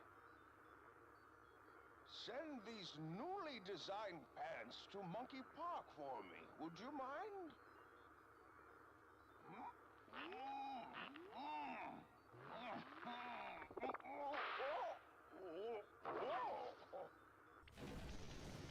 It's a delicate machine, so be careful not to overload it. Natalie! I sent the professor stuff okay! That's right. Monkey pants. Jimmy! What are you doing? Okay, Jimmy. You've gone over the weight limit! Don't worry, the stuff went through fine. Pants alone couldn't do that. There's just no way.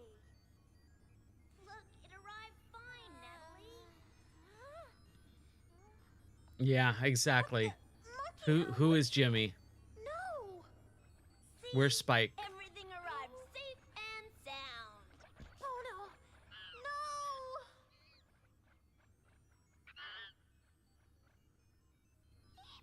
No. Isn't it cool? Just like Pippacheese. Yes, Pipchi. No, that's not the Normal name for an ape. It's different from Pippacheese. It's caused us big problems in the past. When monkeys put those helmets on, they get into all kinds of mischief. Yeah, exactly. Wow, a white monkey. What? Spectre? Oh no, it's happening again. Oh. It doesn't look like he's bothering anyone. Spectre is a smart one. We don't know what he might do if he uses his powers to take control over the other monkeys.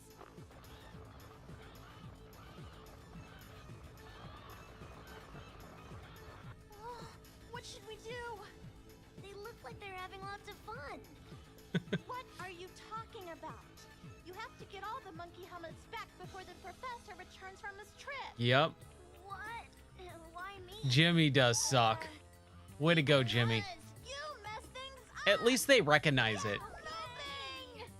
At least they're like, Jimmy is the one who messed up here. He kind of sucks. Now he's got to clean up his own mess. And I'm assuming we play as Jiminy. Or Jimmy. We are Jimmy. Which is a bummer. I want to know where Spike is. And I want to play as Spike again. But whatever. I think so. It looked like he was. Oh yeah, look at how nice this looks. Okay, it's a good run animation. And same controls it looks like. It's me. Ugh. I'll be using these to help you out. You should be thankful that I'm doing this. You should be thankful I'm doing this. So listen carefully to what I say, okay? Fine, First, fine, let fine. me explain your gadgets. Oh, we already know, lady. Gadgets are useful tools that you control with the right analog stick. Yeah, I guess so. This is how you use them. Gadgets are activated in a variety of different ways. Try rotating and moving the right analog stick in different right Yeah, now, I know press how to do the this. Stun Club Mm-hmm. and the Monkey Net.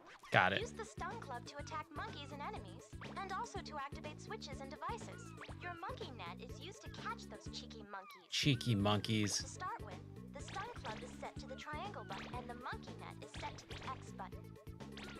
Each button can be set to Yeah, switch not even a target. time traveling net this time. Good luck. So I guess at least right now it's set in the present time. Okay. All right, we got our spin attack still. We got our cookies in the top left corner again. Hopefully we don't toss them. It's animated this time. That's kind of nice. The monkeys are actually... Hey, we got George. The monkeys are actually like proportionate now. They're not the same size as us. They're actually like small monkeys. Yeah, and that animation, catching animation looks pretty stinking good. Jimmy, use the R1 or R2 buttons to jump. Either R1 or R2 buttons can be used. So Got it. That's it. If you need to Okay. hear my advice again, hit the message phone with the Stun Club. First, switch to the Stun Club. It feels pretty good. Then move the right It analog stick in feels the direction. pretty solid so far. Like switching, I like the switching animation. It looks solid. And then the attack. The net is also animated too. Like it kind of bounces a little bit. It has a little bit of a bounce to the net, but it's electric or something. Or maybe even holographic. I'm not really sure. But so far, everything feels pretty solid. I feel like I have a lot of control over everything as well. Yeah.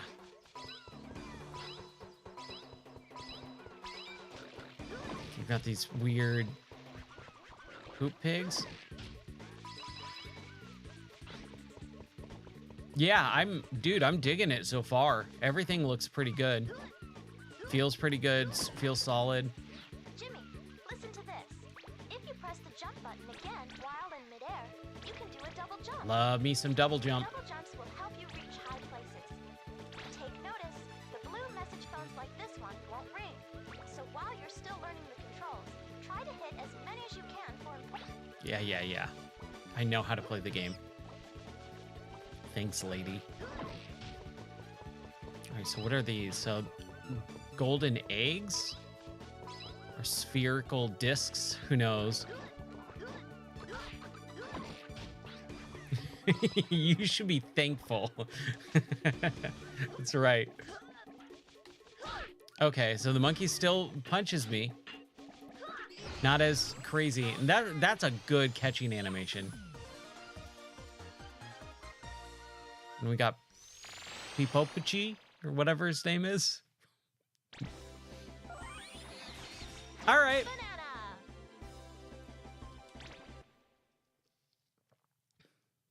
So far, fairly familiar, but looks new. That's what I like. Welcome to the travel station. Oh, yeah. Oh, totally. This has been our new home since you blasted the lab. I had to build it out of the remains of my own room. Use the warp machine at the front to go and catch monkeys. I've also made a save port. It's really useful. All right. Data desk. Here you can save and load game data. Can I just say how much I love when video games use the consoles that you're playing on as in-game items? I've always loved that. I have always thought that was super fun. Anytime you want to have a break, be sure to save your game.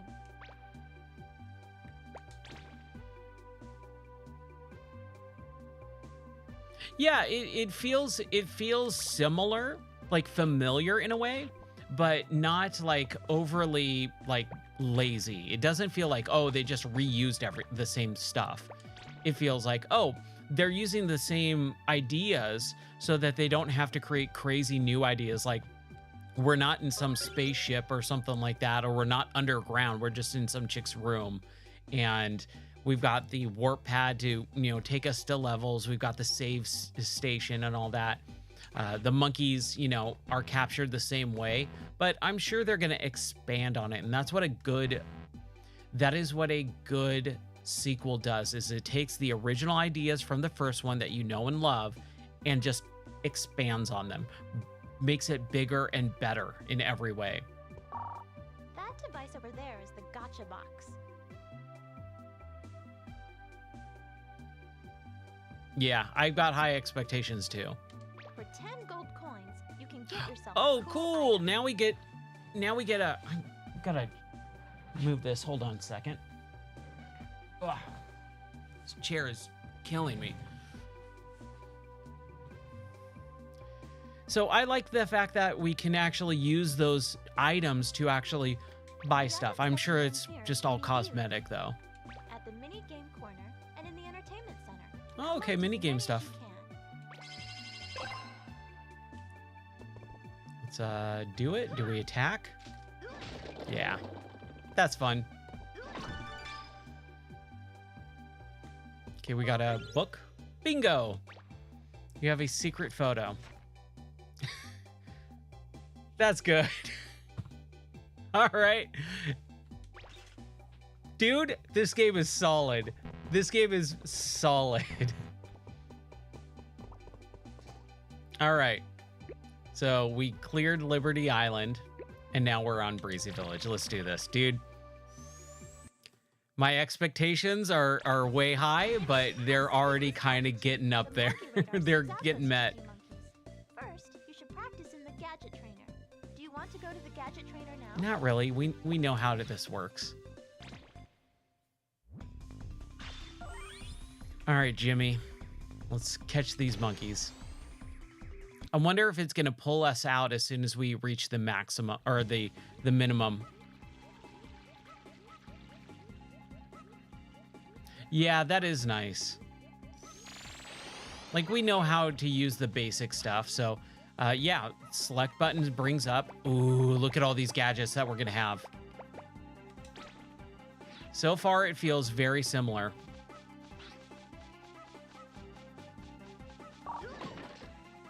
Whenever you get a new gadget, Yes, to yes, equip yes, it, we know. You can open the gadget. Move Yep. the cursor to the gadget you want to Mhm. equip by moving the left analog. Press one of the buttons to assign the. Okay, got it. Sweet. Ooh. Yeah, exactly.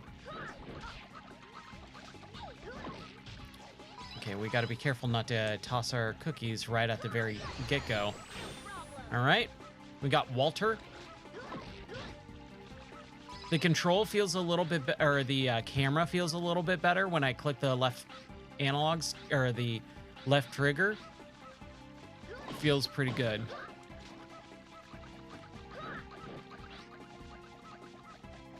Yeah, dude.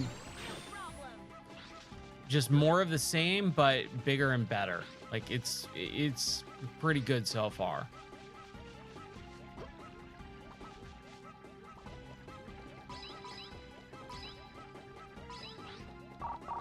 I just hope the levels become pretty, like, creative. If it's got creative, good levels. Move the left analog stick to move along the monkey bar. When you want to jump down from the bars, press. Got it. Monkey bars. That's not a monkey bar. That is just a bar. But whatever. I'll chalk it up to it being a Japanese-made game.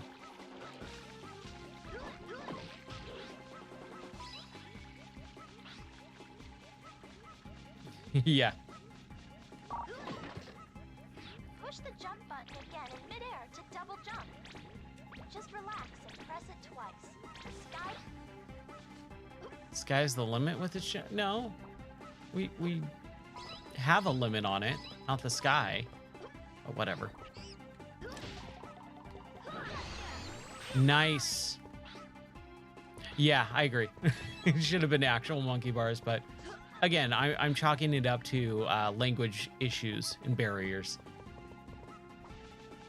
I like being able to kind of stun lock the monkey. That sounds like Peter Gabriel song. Oh yeah, let's do this. Okay, monkey cam. All right. So he's hiding behind, and he's a little scared monkey. Stomach fullness, alertness, and aggression with rocks. So I'm assuming he throws rocks.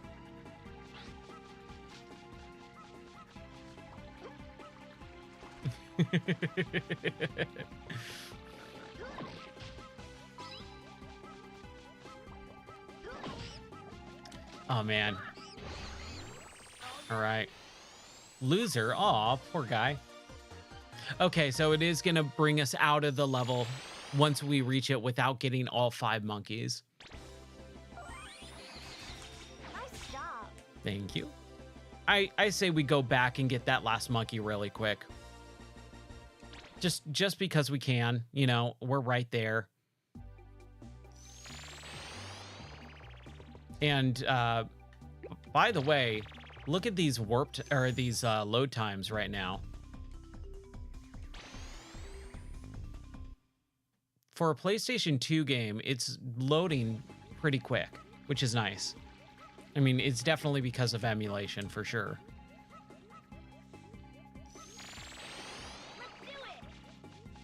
Yeah, I'm really impressed with it. You know, some of the ground textures and stuff are not crazy good, but solid enough. You know, like look at those are clearly rocks on a rock path, and then grass. And it's all upscaled too. You're gonna lose a lot of definition when you upscale these very low resolution textures. So I think he's behind this area. Oh, there he is. It's right there. There we go. All right, we got Krusty, the monkey. Ew. Who is naming these poor monkeys? One is named Loser, one is named Krusty. That's the spirit.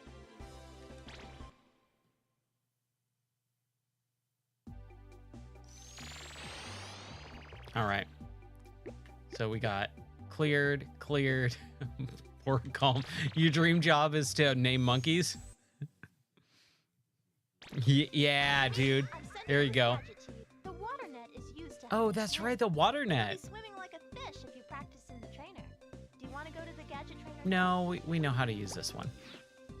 We'll do the gadget trainer for the ones that we haven't played with before. Okay, 7 monkeys, we need 5. That was a good introduction stage. You know, the first 2 stages, pretty small. Ooh, this looks nice. That monkey is having coffee. That monkey's playing in a fountain. What are we, in Venice?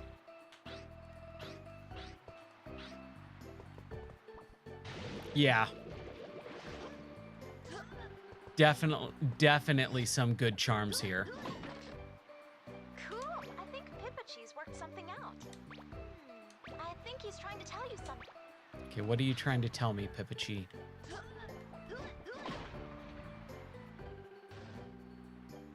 Yeah. I'm sure it will. I have good faith in this series at this point. We'll see. But I feel like, oh my gosh, come on, look at that.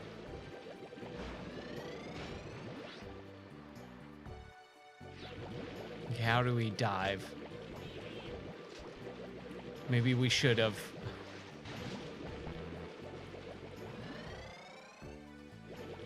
Okay, I'm trying to figure out what the... There we go. We got him. Punto.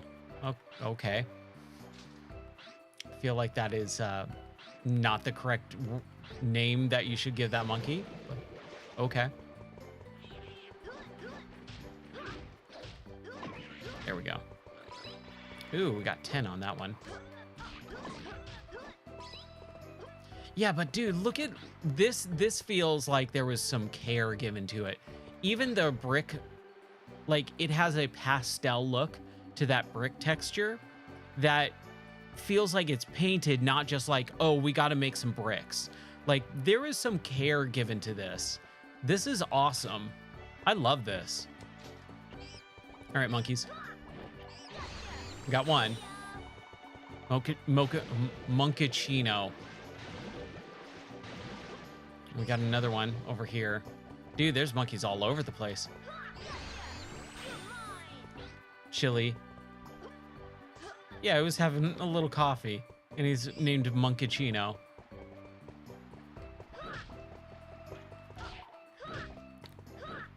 Come on. I gotta get a little bit better with the control stick here. Got Sunny. All right. Yeah, the only thing I would say right now is these are pretty small levels. I'm assuming there's a ton more levels than the last game. Got it. Yes, we know.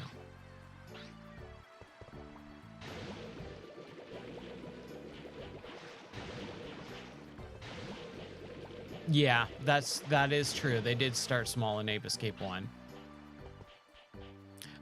That monkey is slapping his butt and taunting me. So I'm assuming we gotta get on... How do we get down? Like, just... I want to get over... Oh, there's more to this level. Before we do that, let's go over here. Let's see what's in this area.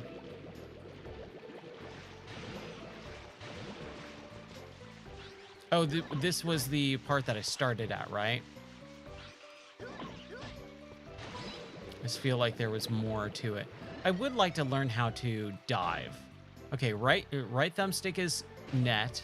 Left thumbstick is not doing anything. Up arrow, down arrow, left and right are camera controls. Right R1 and R2 triggers do nothing, or they jump. L2 does a camera. Face button, face button, face button, face button. I'm not really sure how to dive. Maybe I should have done that gadget thing. Or maybe we just can't yet. You know, that also might be a possibility. We just can't. Yeah, an upgrade to be able to kind of dive or whatever. Maybe it's like a air pack or something. All right, let's get this monkey. Brandishing his buttocks at me.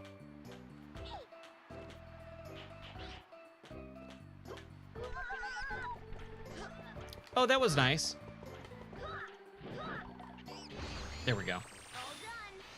All right, Jen the monkey. Yeah, exactly. That'll show me skipping tutorials. Thank you. All right, so we are missing one, I guess, right? Or was it was 5 out of 7. So we still have 2 that we need to get. Here's Spectre. Hello, human friends. How are you? Spectre, you're up to no good again, aren't you? Come now. We superior monkeys are merely offering to rule over you poor humans who simply cannot watch out for yourselves. So you didn't learn your lesson even after being beaten by Spike? Ah, yes. I suppose I didn't play Oh, my that's good. cards right that time. I love But when they do this that. time I've got the Freaky Monkey 5 on my side. They'll put up a fight like you've never seen. Ooh, Freaky Sorry, Monkey but 5. you just don't stand a chance. I fed them these Vita Z bananas, so now they're stronger than you. Just keep talking. Jimmy will be there any moment to catch you. We'll see who will be catching who. This should be a lot of fun. Jimmy, it's up to you. You gotta stop him. Okay, no Where's problem. Spike? Just count on me. That's what I want to know. Where is Spike?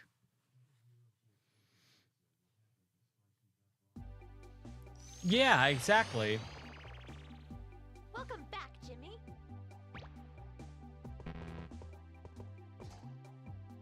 Yeah, like they name checked him. You gotta say what happened. Maybe we'll learn in a cutscene or something. Like maybe he's on vacation, or maybe he got married, moved away. I don't know. Yeah, maybe he turned into a monkey. Oh man, plot twist. Bingo, got a secret photo. All right. Aw, everyone gathered together. Lame. Oh, minigame corner. But you will have to win them first. Okay, so we got to get the There are minigames no first. Entertainment Center. Here you can view the data of captured monkeys and the Okay. various items that you got from the gotcha box. Monkeypedia. Oh, there's 2 more other monkeys in Liberty Island. Okay. That's kind of cool. Oh, and it's all like actual in-game engine, so it's not like bad quality. It's all up-res. That's cool. My banana alone. My mission is to guard on the spot. She dumped me. You'll never find me. Okay, that's pretty good. And then secret photo album. Okay, there's a good chunk of secret photos. And then the gadget trainer and data desk. We don't need to do data desk again. Sweet. So we got those cleared. Okay, so clear doesn't mean you cleared the whole thing 100%, like it kind of did in the other one. It had like that kind of splash for it. 3 out of 5, 5 out of 5, 5 out of 7. Okay. Let's do another one. Jimmy, I'm sending this gadget. All right. You can run at lightning speed with a super hoop. A bit of training in the gadget trainer, and you'll be as fast as the wind. I think we're Want to okay go to still. the gadget trainer now? No.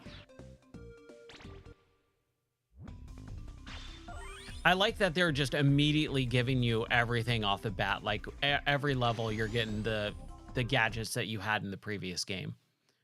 So it's not overwhelming at first for anyone who never played it before, but if you're returning, you're not going, oh my gosh, when am I going to get this? When am I going to get that? You're kind of getting them almost all at the same time, just within a level of each other.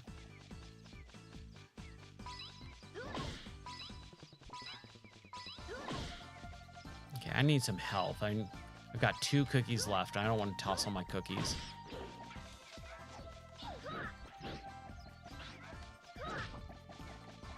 There we go. All right, we got Pogo down.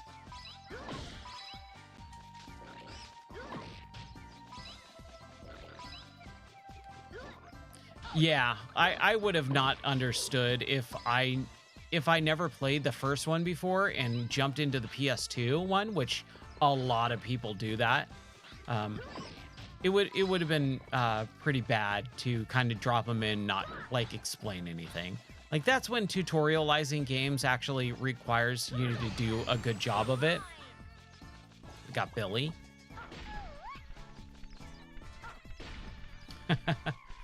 Well, that's going to be a gadget, right? Like metal shoes or something. Something allows us to go up those slippy slopes.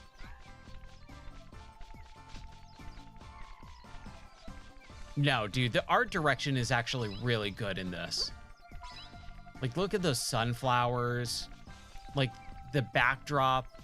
It looks like you're in a Tuscan village. Like, really, really well done. Monkeys wearing blue pants can move like the wind. Oh, yes. Okay. Catch them. They'll be gone and you'll have to boost your speed to outrun them, or be sneaky and catch them by.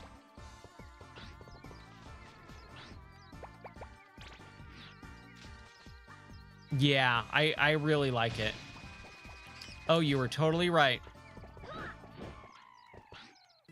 Good idea, dude. Oh, wow, that was close. Okay.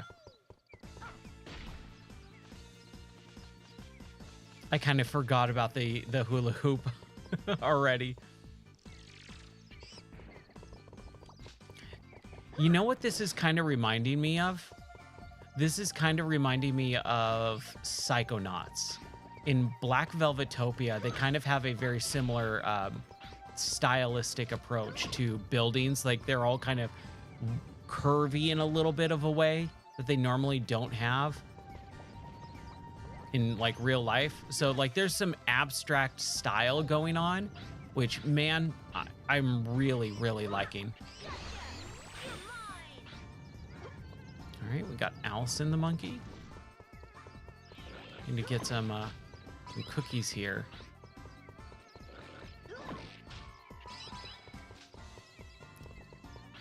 So we can't. There we go. We are not able to crawl like we were able to. Like there's no crawling section so far. There is sneaking up though. The monkey has a VR headset on. Let's see if we can, and he's, okay. Oh my gosh, that monkey is a little matador. That's pretty good. Oh, close, close. That, dude, very creative. Very creative. I'm loving everything about this game.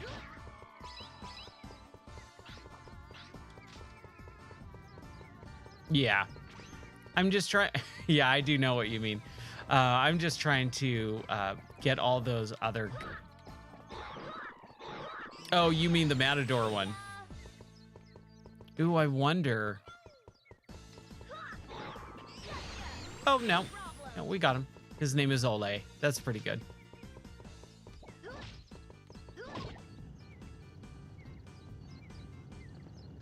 All right.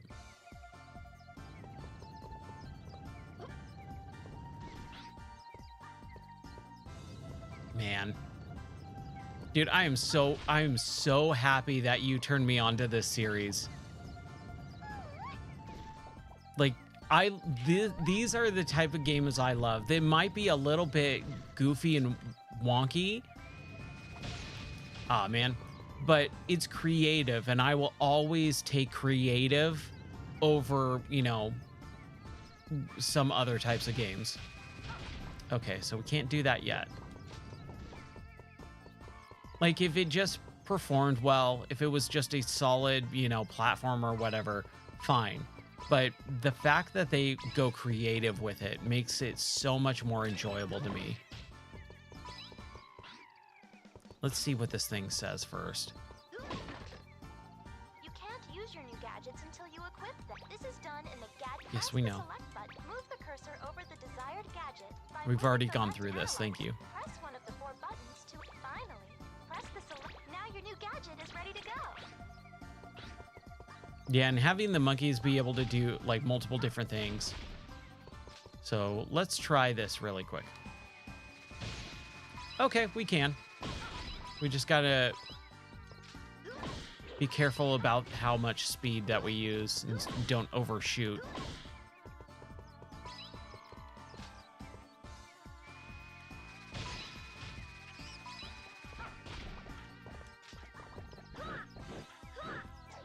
Yeah, it's really well thought out. It's a really well thought out way of showing off like how to use the gadgets in different circumstances, like not just a slope.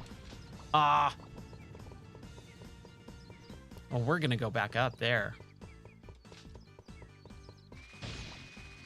Oh, and we can do it while running. That's kind of nice.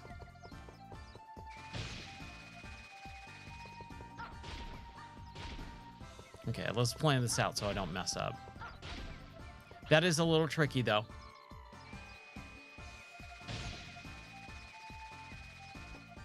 All right.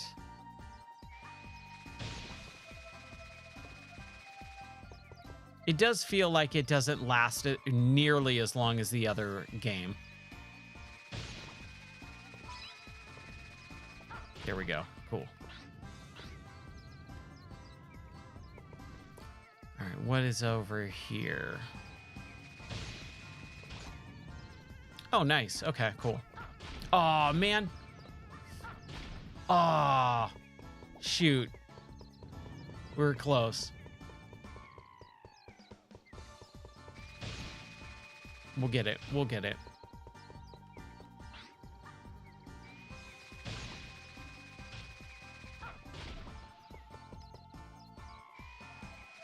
Yeah, I'm gonna have to show my wife this because she will really dig this style too. We were talking about Black Velvetopia and Psychonauts the other day, and like that's why it just kind of reminds me of it. Okay. Oh, here we go. All the way. There we go. Assuming there's a monkey in here, right? There has to be.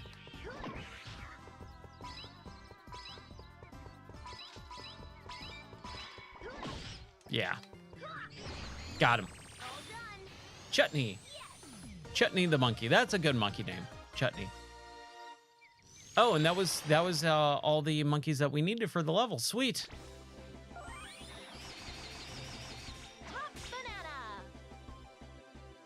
Oh, yeah. Top banana. Defeat one monkey. Ooh, what is this?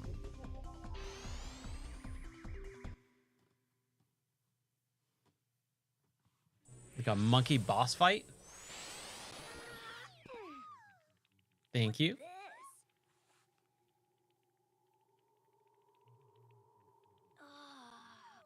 Well, kid, you did good making it this far. Ever hear of the Freaky Monkey 5? Well, I'm Blue Monkey. Oh, and they talk. Boss has ordered me to stop you, so I'm afraid that's what I gotta do. Don't take it personal, kid. I'm doing this for all the little monkeys out there. Oh, yeah? Well, you're definitely not a coward, are you?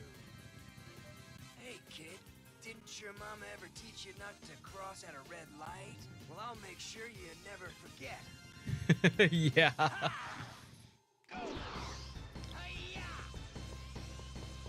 Okay. Go home to your mama. Okay, we're gonna toss some cookies here, and we don't want to do that.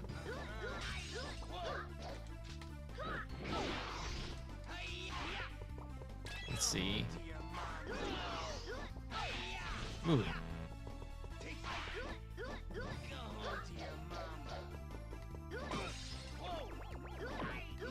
Okay, there we go.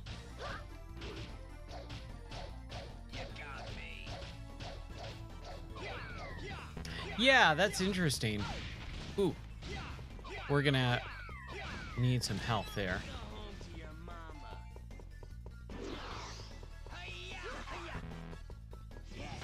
Oh, man.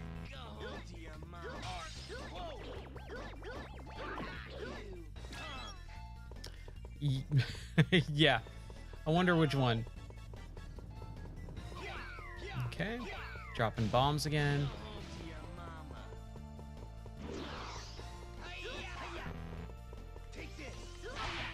I'm trying to see if I can, like... Oh, no. Aw. Okay. Oh, nice. Thanks. I wonder if that's just a one-time use thing. There we go. It's interesting.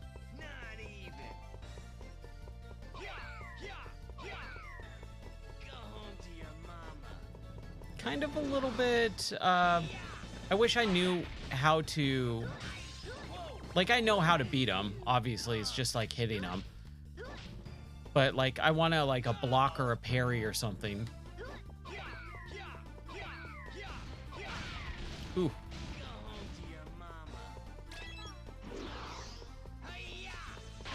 Oh, yeah. Oh, no.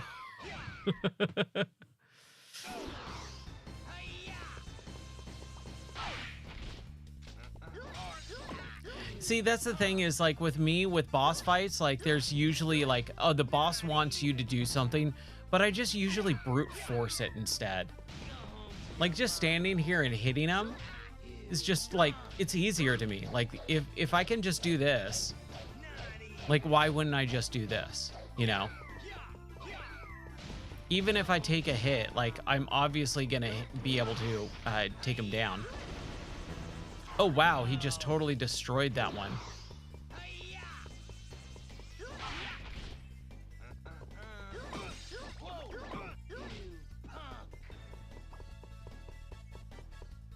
Not even. Go home to your mama. Yeah.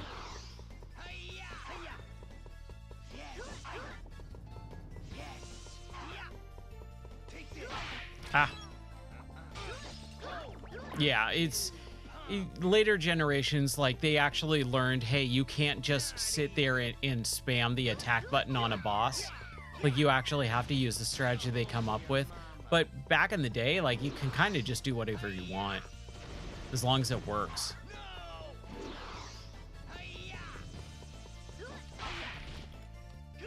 I just gotta be careful about getting knocked off. There we go. And then I gotta capture him. That's great. That's great. How fun. Dude, this game is off to a very solid start.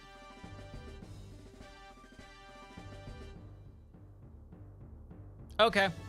Well, that's fine, because I've been streaming for 2.5 hours anyways, and I kind of wanted to do some other reading tonight. Dude, yeah, we're gonna do the same thing. You tell me when you want to play, and we'll play it. I'll save it for you, because, man, this is great. This is a lot of fun. So next time you're on stream, just say, hey, I'm ready for some Ape Escape, and we'll get to it, and we'll get to Ape Escape 2. But dude, thank you so much for hanging out, and I'm glad we got through Ape Escape 1. Now we're on 2, and we'll have some more fun next time, all right? No problem. All right, I'm gonna save it and then head on out.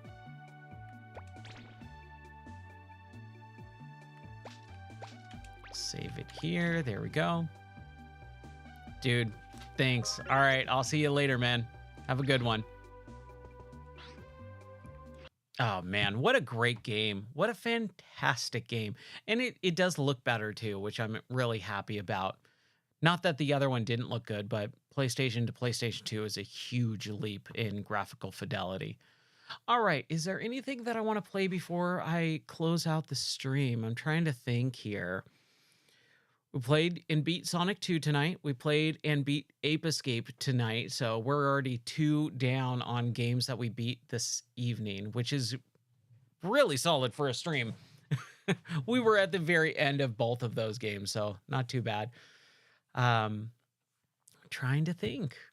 You know what? I'm going to take a quick break just so that I can use the restroom. And then as I'm using the restroom, I'll think about the next game that we'll play. All right, I will be right back, and we'll do a little Sonic break.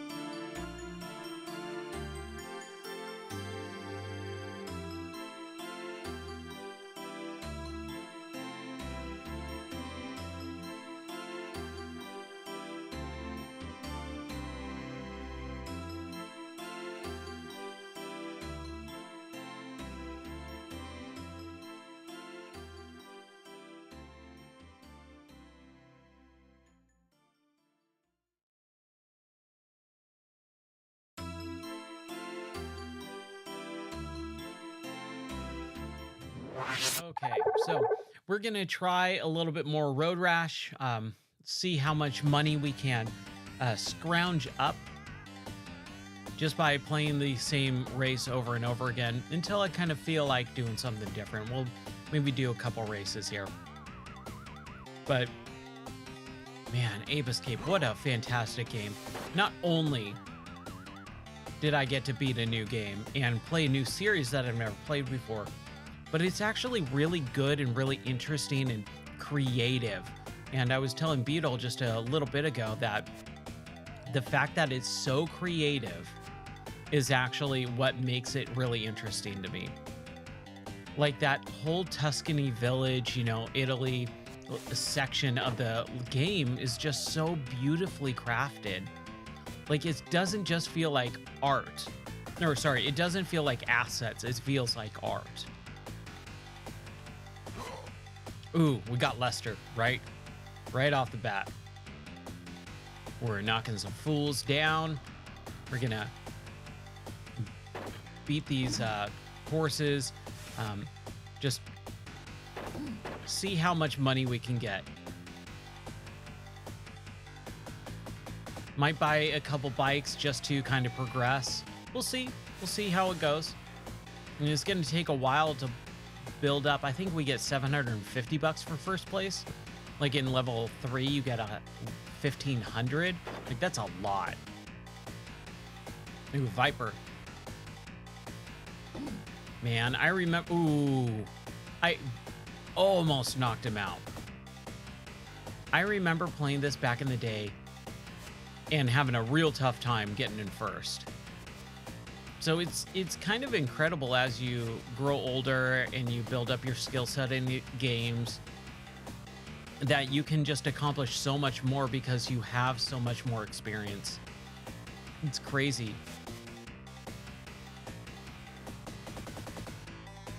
But I really like this series and I want to play through it again. I don't know if I want to say the word the proper way, but I do enjoy playing games and just kind of completing them. However, I do also see the side of, you know, not using save states.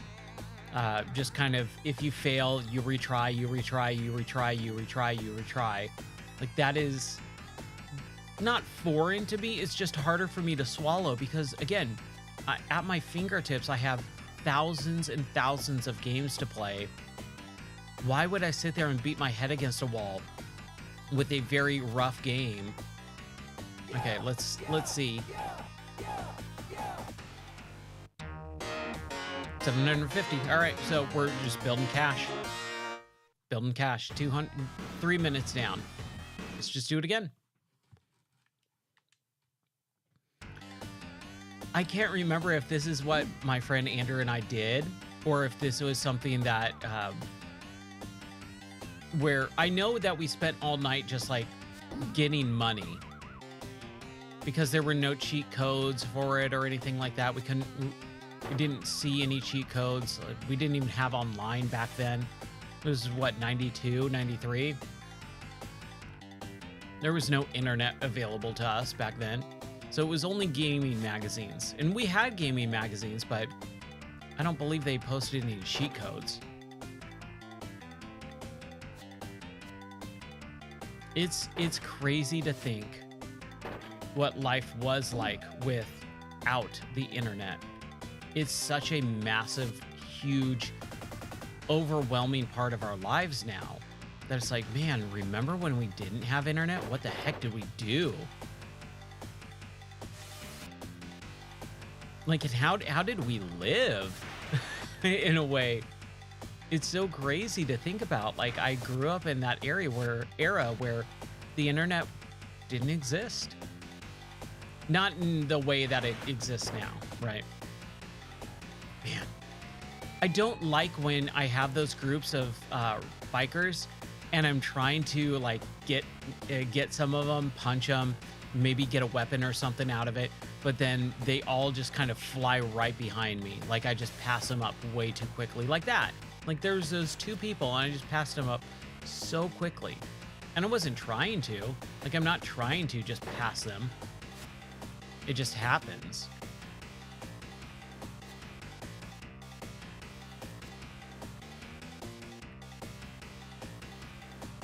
I would really like to go back and play some of those old classic computer games that I had back when I first started getting online. I remember a few of them. There's definitely some DOS games and stuff like Pinball Dreams, Full Throttle, Doom, Duke Nukem 3D, stuff like that. I would love to go back and play those games for real.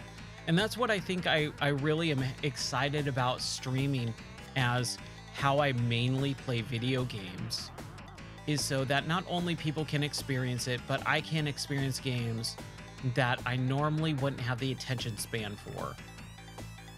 And I pride myself on being able to have a fairly good, solid, was the word I just said, attention span. Being able to sit down and focus on something like movies. Like, how many people watch movies and pull out their phones in the middle of it? Like, that always has bugged me. Like, just sit down and pay attention. But that's so hard to do in our society now. It's crazy hard. Some of these jerks would rather fight than race. Watch yourself out there. You're describing me, Natasha, all right? Ooh, rude boy. Man, this game is so good. Ooh, Grub also. I'm knocking them down to red, but not enough. Not enough to knock them off the bike. I would be curious, like, okay, so let's kind of plan this out. A new Road Rash game, you gotta have different names for characters on every single race. Except for you do also want to have some rivalries too through so maybe like once you move up to a new level, which would be maybe a club, like you rise up the ranks of a club and then you go to a new club and then you have to race those club members. I think that maybe would be a good way to have the characters change names, like have different character names, but also be able to have rivalries as well. Because like if I wanted to have a rivalry with Rex, I don't want it just for that one single race. I want it for, you know, several races, us exchanging blows back and forth over the course of a couple races, having their picture come up, you know, in the beginning of a race saying, hey, you took me out with a club last time and I remember that. I'm gonna get you this time. Now I got a mace, you know, or a Morning Star. I'll fix your little red wagon. Something like that I think would be really, really interesting. And I've got like so many ideas for a modern. Oh yeah, we got Viper. Oh.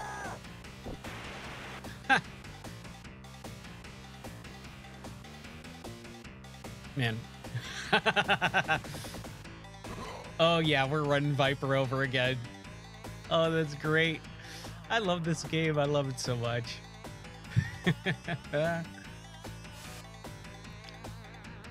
I have so many different unique ideas for what would a new Road Rash game look like.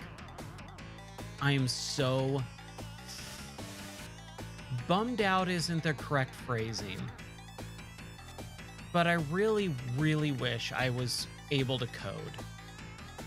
It is such a hard foreign concept for me to grasp coding. Because if I knew how to do it and do it well, I would make a new Road Rash game. That would be my claim to fame, is a new Road Rash game. I have the perfect marketing ideas for it. I have the perfect level plan and layout and you know, making this game a reality other than the fact of not being able to code. And it's kind of crappy in a way, because if I really sat down and tried it, even if I attempted something okay, like even if yeah, we got Rude Boy right off the bat. I love it. Even if I sat down for a year and tried to code a new Road Rash game that looked almost exactly like this, just smoother, I would probably be so upset with the result because I'm kind of a perfectionist. Like, I get so uppity about my projects that don't come out the exact way that I envision them, that I just throw it all away. I just count it completely like garbage. And I know that's not good. I know that's bad, but that's just the way I am, and I hate it. Oh, dude, we've been knocking fools down left and right now.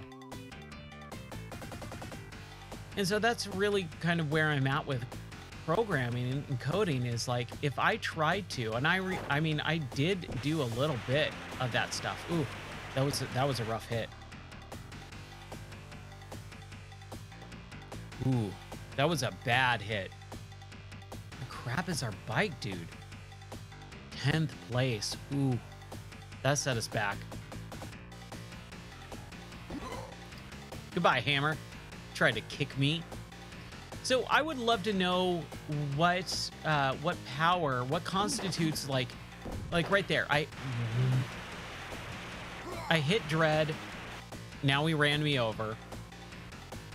But what constitutes a full punch and a, you know, from going and taking them to yellow or red or any other type of thing here? There we go. Hammer's down again. Like, what's the power level of my punches? Like, why do some of them work and some of them don't? Why do some of them, like, take half health off the enemy? And why do some of them just, like, knock them out completely? Like, I'm sure there's not, like, you know, HP, different HP for each rider. It's got to be the same amount, right? Oh, man, we're in 7th? Dude, we're doing bad. Wow, that was close.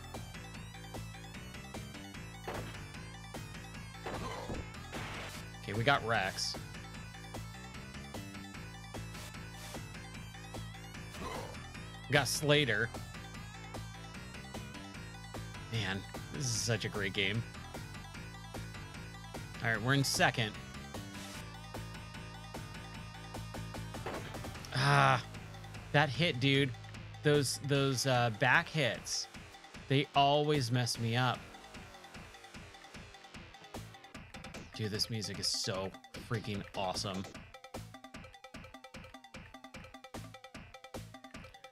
And again, that's what I would do with my game, is I would basically have, you know, allowing the player to understand, like, hey, when I punch a character, it's going to do this amount of damage. I love it. I love it so much. All right. Dude, we're just going to do it. I've got the time. It's only 1:40 in the evening, man. We're just going to dominate this game. I want to have a game state that just is able to dominate the entire game with the best bike in level 1. Could we use a Game Genie code? Sure. That's not fun, right?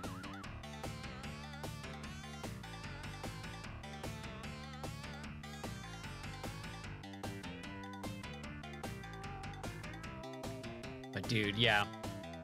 I just think there is a route to take to make this game, modernize it with, you know, modern graphics and everything. And it doesn't need to be 3D like Road Redemption was. It just needs to be good looking. It can still be sprite based. Like, there's some amazing pixel artists out there.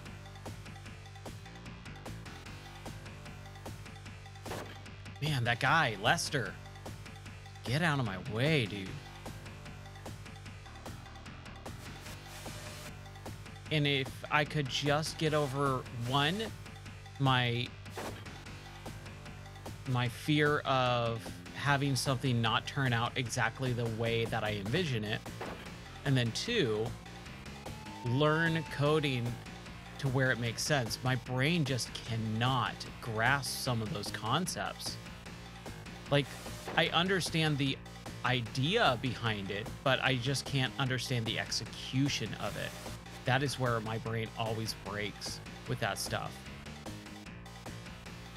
So it's kind of a bummer. All right, Viper's down. So we're in first place. We just need to finish this game, or finish this race. And we'll have a good chunk of, we'll have over $5,000. Plus our bike, which we might look at the shop. Might look at the shop, just for funsies. Man, everything about this game is just top-notch, perfect. I want to beat it, and I mean, I would be playing level 4 right now if I felt like my bike could handle it. I just feel like the bike that I have is just so not the bike to use, is so squirrely on those races. And I'm kind of testing stuff out since no one else is watching the stream and stuff. Like, I can kind of do whatever I want. It's a bummer. I really don't know what happened while I was going for affiliate. I was getting, you know, stuff left and right and all that, and then it just all immediately stopped as soon as I hit affiliate. All that stuff stopped. It's really, really odd. All right, 5.6, right? Yeah.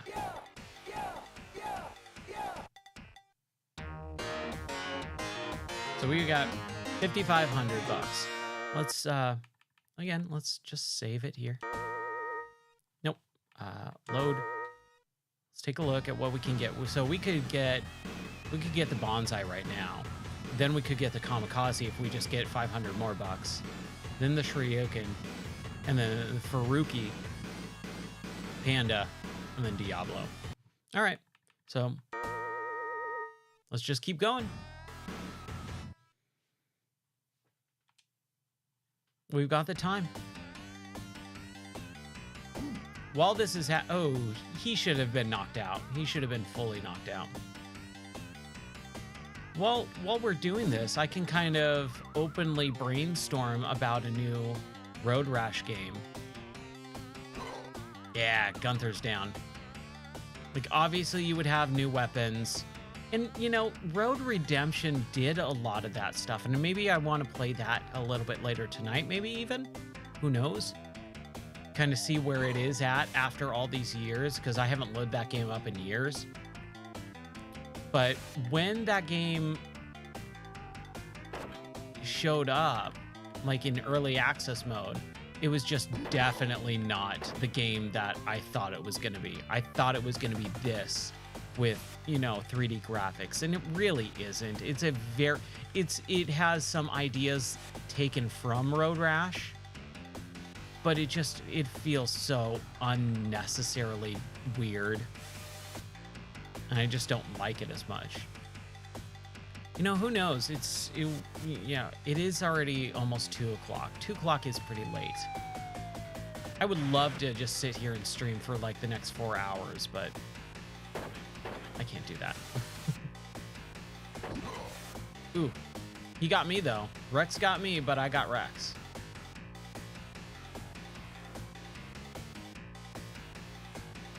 I feel like some of these races are getting a little bit hairier though. There's definitely a lot of these races now that are those last couple of guys place 1, 2, and 3. They give me a run for my money every once in a while. But at the same time, you know, now I'm kind of home free and just kind of ride and get to the exit and collect my money and get out of there. But we're building up our cash amount. And that's what tonight is all about. Since we've already beat Sonic 2, we already beat Ape Escape, we started Ape Escape 2, a little bit of extra time with Road Rash is absolutely A-okay. But there is so much you could do with a new modern Road Rash game. I know I keep saying it, but it's true. I think I would probably try and get either the guy who did the renditions of this with modern actual music, which I don't believe is the same actual composer. I don't know who the composer is on this. Maybe it is the same guy. Who knows? But dude, the music is so good. All right, let's just keep going. Like I said, we're just gonna build up our money. Best of luck, friend. It's Biff. Biff. Oof. See, so I hit Rude Boy. I can either knock him out completely, barely hit him and just get him down a little bit, or yellow, or even red. Almost knock him down. Gunther, I just got one punch completely off his bike. You know, some of these I haven't really been paying attention to, but like Axel, he's already, you know, half health. Got Sid down. Dude, that's such a meaty oof, too. Like, oof. And then, wow. I like the one where you get him to fall off. So he was going for the kick. Maybe if they're actually like winding up a kick or a punch, it makes a big difference in how much damage they get dealt. Maybe, I don't know. I'm assuming, I'm hoping maybe that's the case. Because if it's just random, like, it kind of sucks if it's random, but I don't think it is. Biff. Man, I just magnetize to those guys sometimes. And then, like, I slingshot past, like, that group. It's kind of weird. I don't understand the whole slingshotting mechanic, or if there is even one. It feels like there is, because it feels like I am literally just flying right by them. And maybe it's like a draft, you know, like an air draft mechanic. It was just unspoken of. I highly doubt it is, but who knows? But again, that's something you would definitely incorporate, a slingshot mechanic for a new modern Road Rash. And that's kind of what I would love for this streaming stuff to do, is take off in a way that would allow me to hook up with other people that can make these things happen. I would love to have a gaming studio, even if it was a small one of just like 3 or 4 people, where we have an artist, a coder and programmer, like, can teach me how to program and code too, and I can come up with a lot of the creative stuff. Like, just doing it by yourself is really, really tough unless you have the time and energy and skill. And some people have that. I know I don't. I wish I did. I wish I could code and program and come up with the art, you know, all on my own. I suck at that stuff. It is not what I'm good at. So being able to, man, that was close. Being able to have this streaming stuff to allow me to kind of showcase some of it and have other people watch and go, hey, you know what? I'm a programmer and I don't know any, like, I have no ideas. I need help. Like, that would be really rad.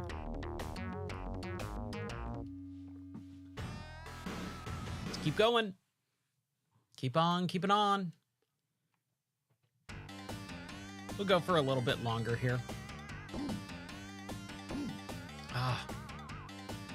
Dude, Rude Boy, he's learning. He's building up his stamina. So is Grub, man. That was a meaty punch, but barely, dude. I'm barely doing any damage on anyone now. Maybe they're getting wise. Maybe they're bringing in armor. One thing that I would definitely do differently than Road Redemption, besides the goofiness too, it would be grounded in reality. And it's real shame that they didn't take advantage of, what was that that show, Sons of Anarchy? Like, how was there not a Road Rash style Sons of Anarchy game?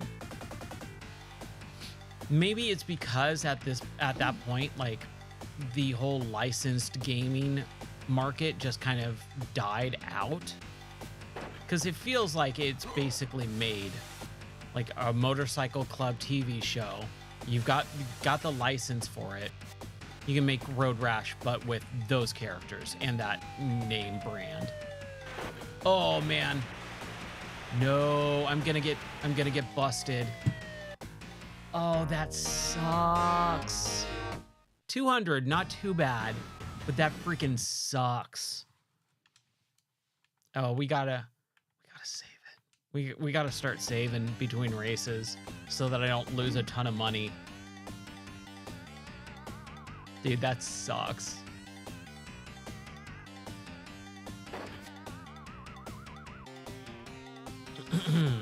Okay. Ooh. Yeah, like, this isn't gonna take that long to be able to build up 20 grand. I remember my friend and I, we tried doing this, you know, back in the day, and it just took, we took all night doing it. We passed the controller back and forth. We were also dumb kids back then. So, like, our skill set wasn't good, so we weren't getting first place probably. It was so long ago. It was what, 91? No, 92, 93. Definitely. I remember exactly what house I was living in. 92, 93. So we were real young. We weren't very skilled at video games, technically. I don't know. I would be really, oh my gosh. Be really interested to be able to look back on life like that and go, okay, watch myself as a kid and actually see what I was like, how bratty I was, how stupid I was. I don't know, that's probably a real bad idea.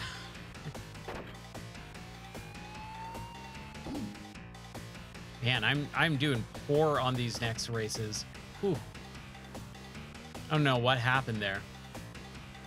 Maybe get a little misty-eyed from all the nostalgia talk.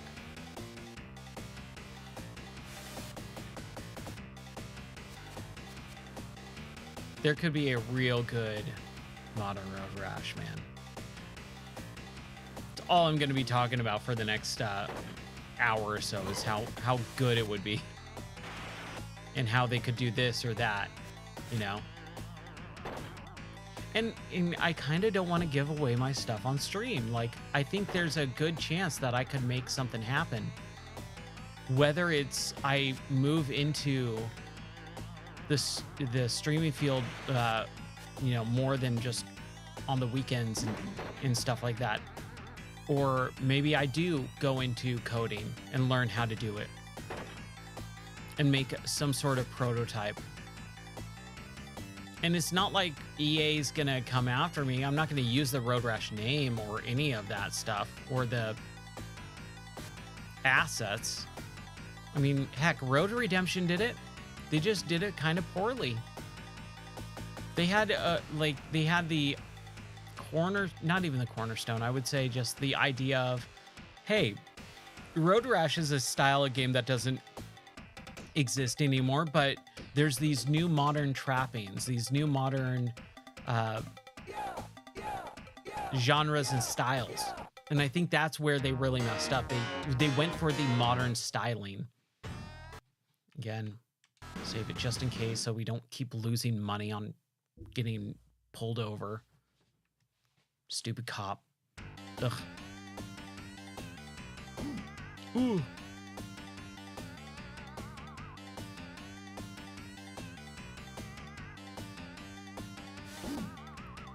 But since I'm playing Road Rash, I do need to have some sort of platformer in my life. I think since that is my favorite genre, I need to be playing more platformers. I'm not really sure which route to go. I love playing through series. It allows me to be able to see, you know, the genesis of a idea for a game and then see them executed on you know, all the different ways that they can make the game better and better. Oh, come on. Dude. That sucks. I'm in 14th now. And here comes Grub. He's right about to lap me. Not lap, but just pass me.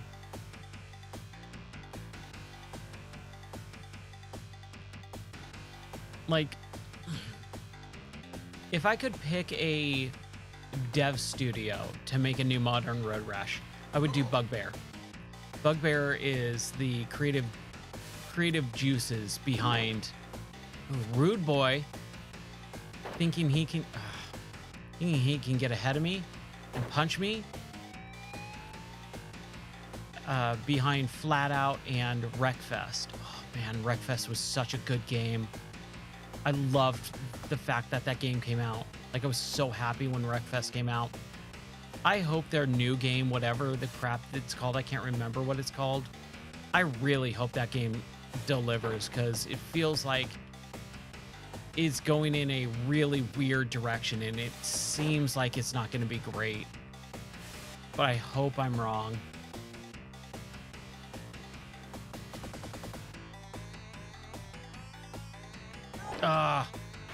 Dude, I'm junking it up right now.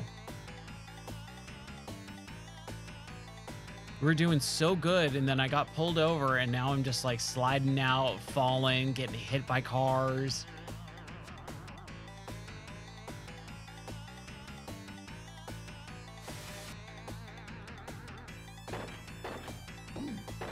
Ooh, ooh, ooh.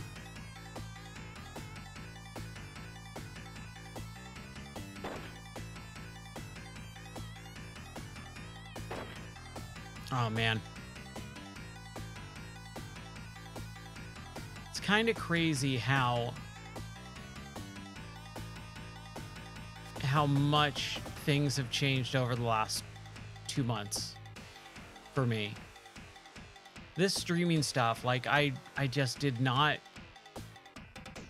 understand why I didn't do it in the first place. Like, back in 2009, I was streaming.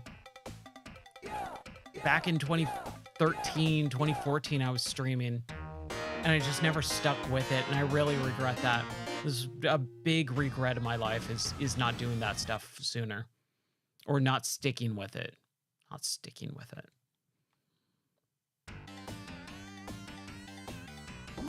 Ooh. But this is the good thing. This is the thing I keep telling myself is, 1, it's never too late for now. 2, just because I didn't do it sooner doesn't mean I can't continue to do it. And continuing to do it is the big thing. Which is why I'm so adamant about doing this right now for as long as I possibly can, until I pass out, basically. Because even if no one is watching, I'm having fun. I'm playing games, and I could easily stop and just pull out my phone and scroll social media, which is the worst. I've so been off of social media, basically, for the last month and a half. It's been fantastic. And instead, I've replaced it with talking about video games with a bunch of different people. And it makes it so much more enjoyable. Like, I could just do this all night long. I love it. It's finding the balance between, you know, just doing it for the sake of doing it and doing it because I enjoy it. Oh, you gotta be kidding me.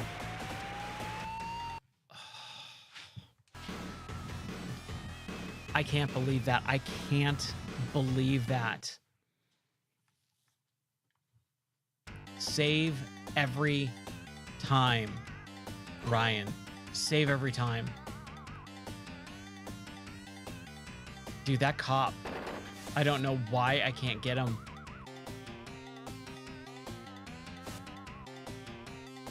I wonder what's gonna happen when I get the Diablo. I wonder what's going to happen when I get the Diablo and I start just flying past everyone immediately. Like, that's going to feel real good. But is it going to be so squirrely that I can't, you know, can't maintain speed? I don't know. I don't know. because I did play through this, not just this game, but this series. I did use save states, and I will fully admit I could have played it a little bit more properly, and that's why I want to do it now. I want to play through this game the way you're supposed to play through it. It does have a password system, so save stating in between like levels and stuff, but not in the middle of levels. And again, it was more so that I could beat, you know, the game. Oh, man. Ooh, that cop. He is right there. Wow. Oh my gosh, where is this? Man, jeez. If I would have slowed or skidded out just, you know, 5 more extra feet, I would have been busted. Busted, as my cousin Chris would say.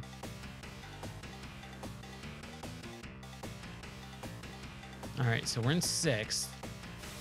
Still got some. Yep, now we're in 3rd. They were all 3 lined up in a row like that. Did you see that? That's crazy. Crazy. So I was watching, I don't know if he's a follower or not. I don't think he is, but I was watching some guy play WCW versus NWO World Tour. And he was using this exploit to basically win every match with Scott Norton, which I didn't know you could do within, oh man. I love when that happens.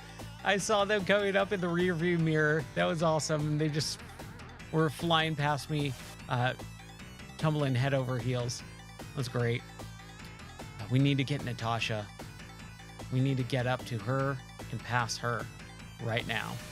We need that 750, not that 500. There we go. All right. So as long as I don't get hit or skid out or run into a tree or a pole, or a cow even, we're golden. We're staying golden. Pony boy. Oh my gosh, that was scary. Now I lost my train of thought. There it is.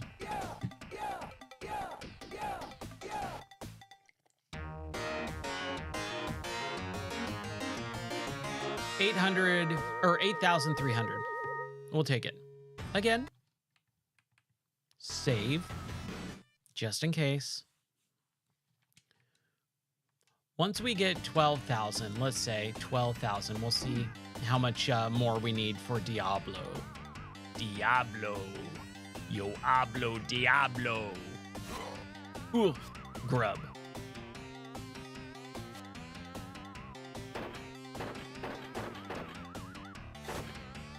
Gunther.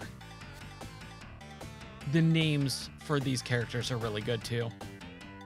Really solid. Again, everything about this game is solid. It's a really fun game that is just baffling that EA doesn't bring back. EA, in most modern game companies, are just so about the highest profit margin. And that's kind of really what's screwing up so much of society now is night. And I saw this kind of earlier today online, and I was like, yeah, I've been saying this for years, that like companies can't make a product that performs well. It has to perform amazingly well. It has to perform better than anything's ever performed in its entire life. And if it doesn't do that, if it doesn't appeal to every single type of demographic in the world and have the biggest profit margin imaginable, then it's a complete and utter failure and basically not even worth it. And it's like, that's not the way to make a product. That's not the way to do business. You make a product because there's a need for it. You make a product because people need or want something, or you have a good idea and you think people might need it or want it. It doesn't have to appeal to everyone. If more companies shortened and smaller their scope of their products, like let's say video games, for example, instead of trying to appeal to every demographic, making it a game appealing to everyone and shoving all these different mechanics into it, like RPG mechanics and platforming mechanics and shooting mechanics, just make the game that you want. It doesn't have to be a 40-hour long epic. It could be a 2-hour long epic. People will play it and enjoy it. There will always be an audience for those types of games. Whether it's big or small is really up to how well it is or made. And if it is well made, people will find it. People like me who care about the quality of a game, not just what type of game it is, people will gravitate towards good games. Like, I still play, games like Metroidvanias and roguelikes. I still play those games. I just play the good ones. I don't play all of the crazy ones, That's really the big thing, is there's so many companies that have to shove so many different mechanics into it. And it's just a bummer. It's a bummer that they don't, shorten the scope of their games. Like, I remember I heard about Hollow Knight over and over and over and over and over again, but I never played it until a little bit later. And then when I finally did play it, because I was like, you know what? I'm going to try this genre out. What are the good ones? What are the ones that everyone talks about? Hollow Knight was one of them. And I was like, all right, fine. I'll give it a shot. I gave it a shot, and it was really hard for me to get into. But once I did, then I immensely enjoyed that game. And then I started playing others in the series as well. And if you give your audience a chance to like a game based solely on its merits, dude, you're gonna go real far. It's incredible that more companies don't do that. I wish that they would do that. I would love for them to do that. EA is a big one of those. Like, they have all these properties, all these studios under their belt, and they don't do anything with them. They do jack squat with them, and I don't understand why. And again, the real reason why is because their number crunchers say, well, if we dump, let's say, $50 million into a new Road Rash, our return on investment is, $75 million. So we'll make $25 million. But that's not good enough for us. We need to make at least triple the amount of return of the investment to make something worth our while. And it's just like, you can't think like that. Look at Square Enix. Look at the Tomb Raider and Hitman franchises. They said they made millions and millions and millions and millions of dollars. They sold millions and millions of copies, and it underperformed. It basically wasn't worth it to them. And I can't fathom thinking like that. You have to have some sort of, basic want or desire to make a game, first of all. And remember, games are art. They're an artistic vision. You can't treat them exactly solely as a product. And I talked about this on the podcast too a little bit, like with the modernization of, the way that video games are made now. It's designed by corporations. It's designed by mass appeal to the most demographics as possible. And I'll never understand that type of reasoning. Okay, we're just at about 10,000 here. So let's go ahead and save it. And then let's continue on. I don't know, man. I just think that there's so many different games that we could be having right now in modern games. The modern gaming industry is so in a bad funk. It is so stuck in its ways of corporateness that is sucking all the creative energy out. And even in the indie space, like, you'll get some indies that are doing what they want, how they want it. but you just don't see it as much anymore. And it's a bummer.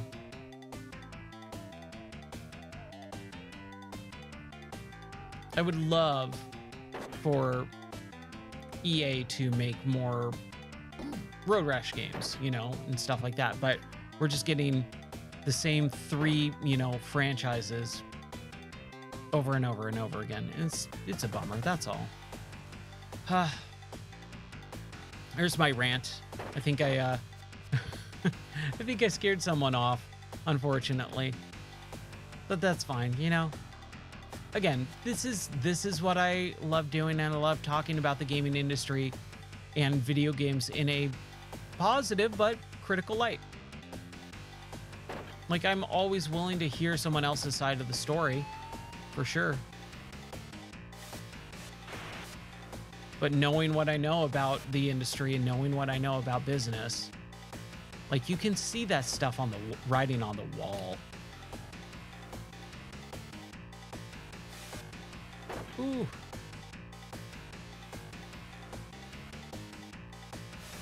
So we're nearly at 10,000. I hope that this stuff pans out. And it's more because I want to talk to people. I want to have fun conversations with people. And they don't need to get heated or crazy. I just get passionate about it, you know. Never meaning to hurt someone's feelings or whatever, offend anyone. But if it happens, you know, you got to be able to take it just as much as you can give it. I could reasonably think I could do this full time. I mean, I already talk all day long anyways for work. I'm already in front of a camera for work all day anyways. I'd so much rather be playing video games. I would love to. I really would. And like I said earlier, it's all about, oh my gosh. Wow. It's all about playing games and completing them and doing, you know, what I love doing just in front of an audience and making it entertaining and allowing people to see different things. Like, when was the last time you saw Road Rash? Right? Oh, man. My voice is kind of going for the day. I already did the podcast. I edited that. I put that up. So the podcast is now up.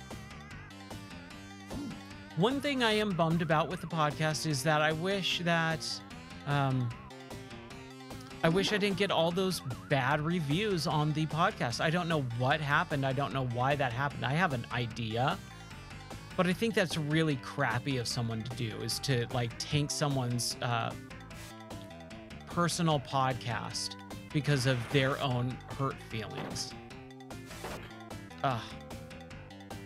So if there is anyone watching and listens to the podcast, if you check out the Game or Die podcast, leave a review. Whether you like it or not, you know, just be honest. I really would wish that if you were going to leave a 0 or 1 star review or whatever, like, you have to give a reason for it. You can't just blindly say it's 0 stars and say you suck. You know, like, give an actual legitimate reason. If you don't think my podcast is good, why don't you think it's good? What could I have done better? Like, you're not going to help anyone improve.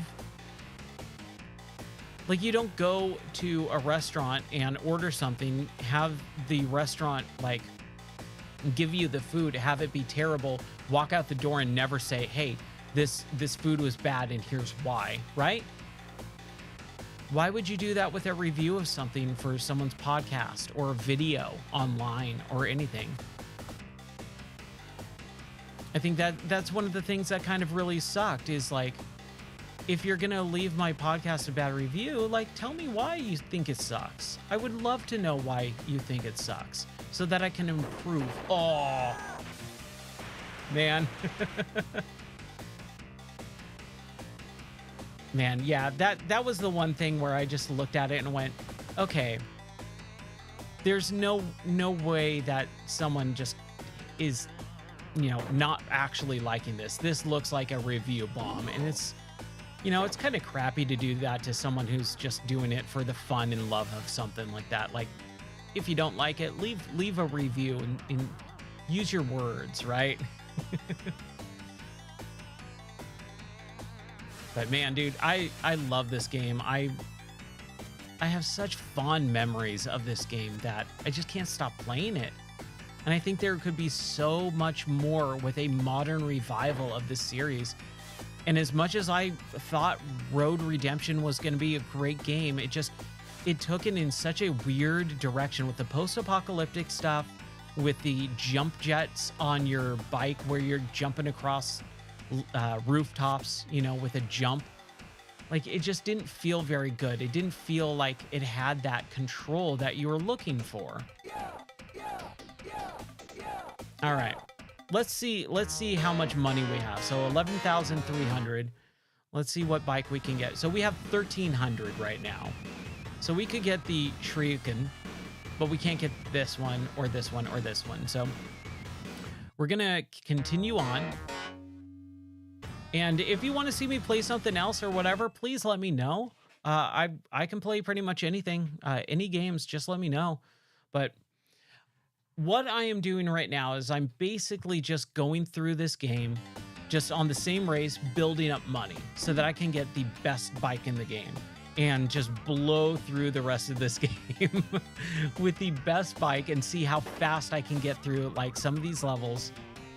And I don't even know if the bike is going to be amazing or if it's just going to be too squirrely for me to handle, but I want to try. I want to see how it goes. But man, like, I've been enjoying not just this game, but all these retro games over the last couple of months that I've been streaming day in, day out. So if you've never seen me before, my name is Ryan, and I've been playing video games since I was a kid, 1988 to be exact. And I will play games for the rest of my life. It's my main hobby. I used to own a video game store too, back in 2009. Went to E3 for years, for almost a decade. That was super fun. And have had relationships with, you know, people in the industry. Briefly, you know, not too terribly long there, but I have a little bit more in-depth knowledge than most people who talk about video games, who do podcasts and stuff. I do have podcasts. I did a podcast episode today about, you know, just stuff that I've been playing over the stream. We went through the Donkey Kong Country series just recently, and that was super fun. I just finished Tropical Freeze, like 2-3 nights ago. That was amazing.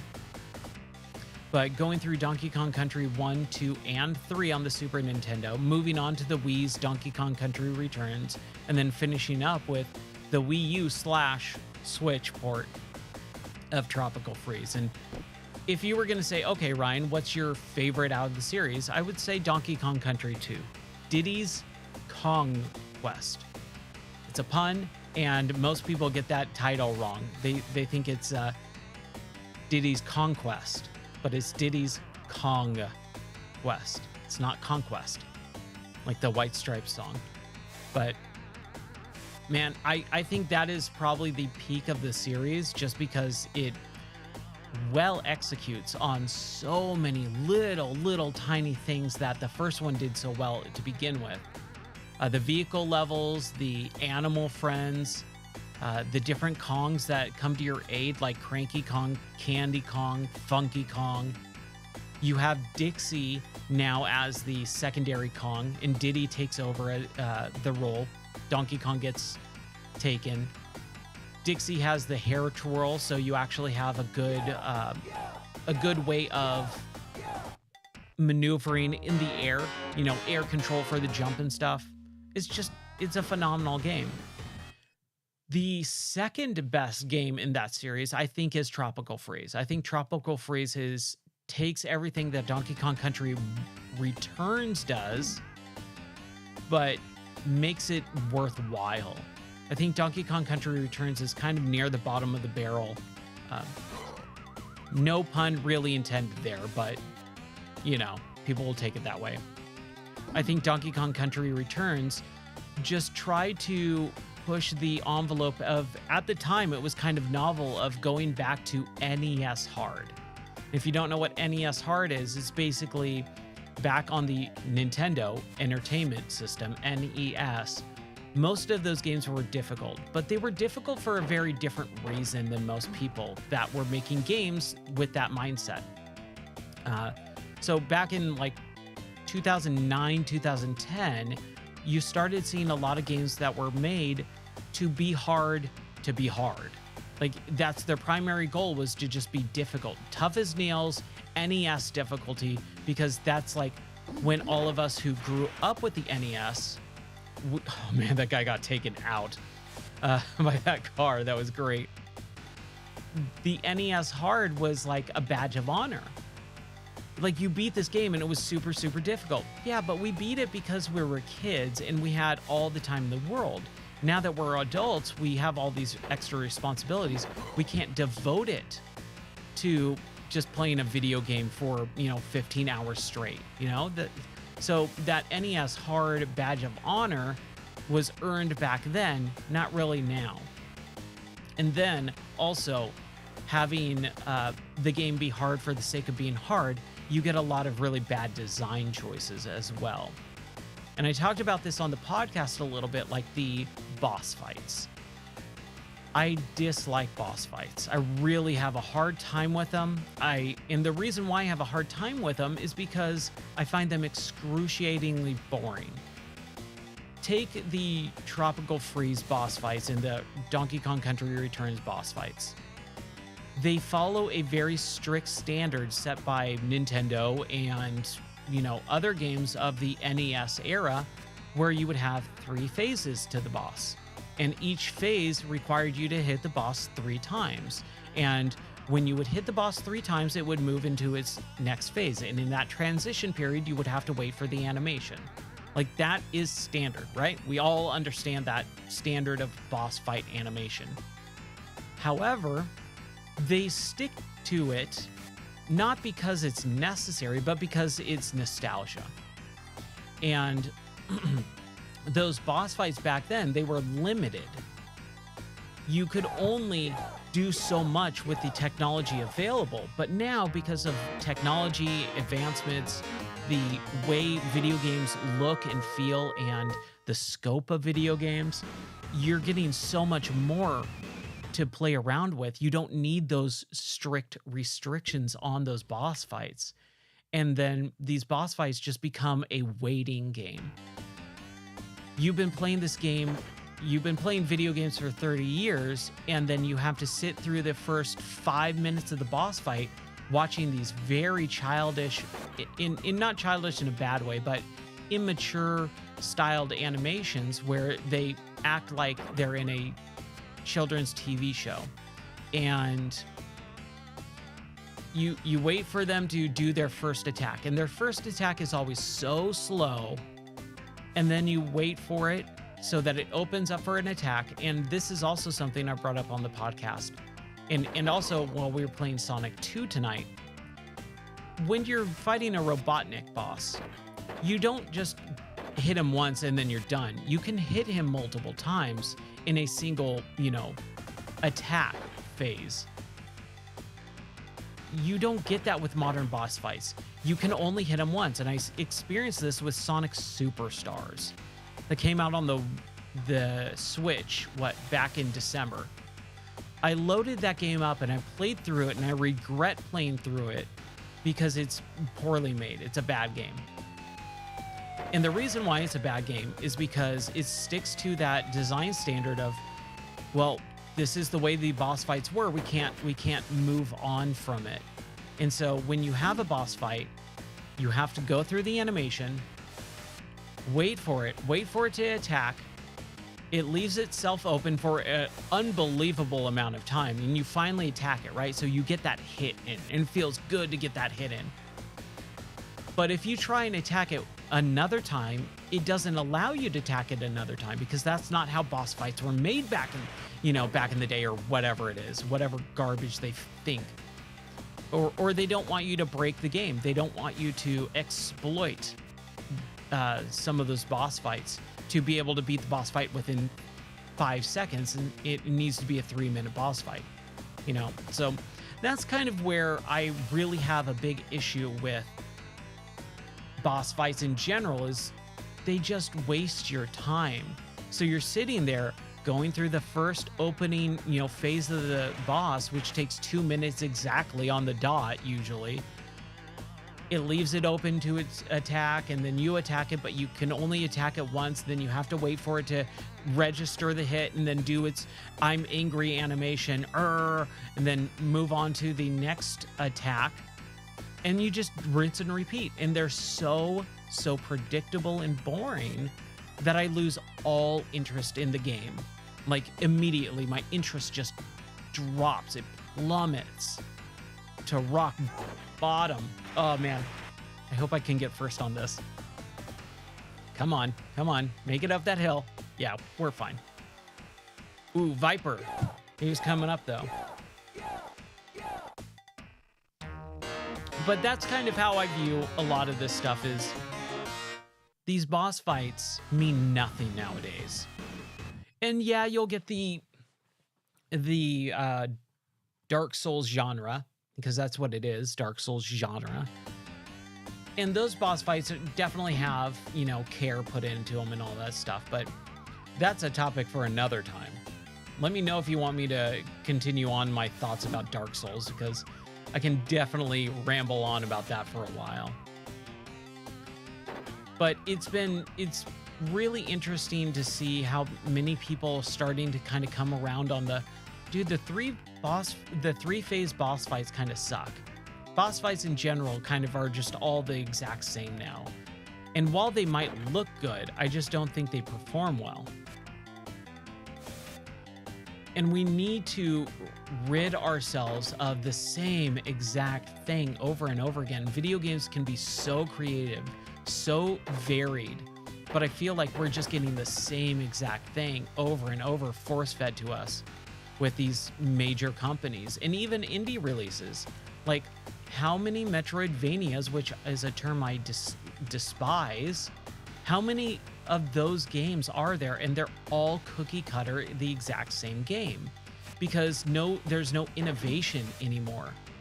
They're all the exact same game with a different setting. And that's not enough for me to buy or play those games. So you can say, how many Metroidvanias have you played? Have you played this one, this one, this one, this one? And it's like, nope. I played the top 3 and I'm good. You know, like the new Prince of Persia game came out last month.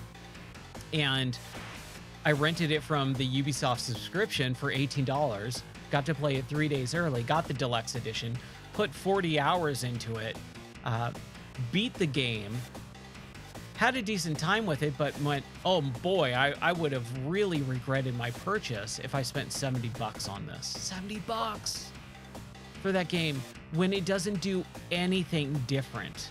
It is a carbon copy of it takes there's got to be some sort of Metroidvania Bible that you basically can just copy full sale, you know.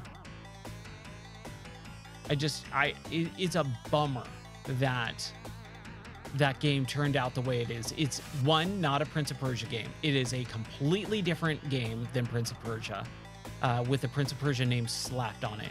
The prince is only in the game for like 3 minutes. At the beginning, a cutscene in the middle, and a cutscene at the end. That's it.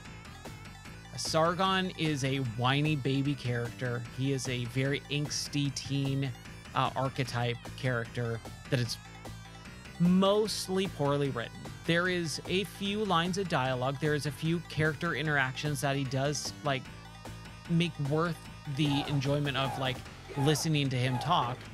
He does try to improve in certain aspects, but not enough for me to actually enjoy it. 14,000? Okay. Well, we're going to go for a little bit more here, for sure. We should save it just to be on the safe side, just in case I get run over too many times or the cop busts me.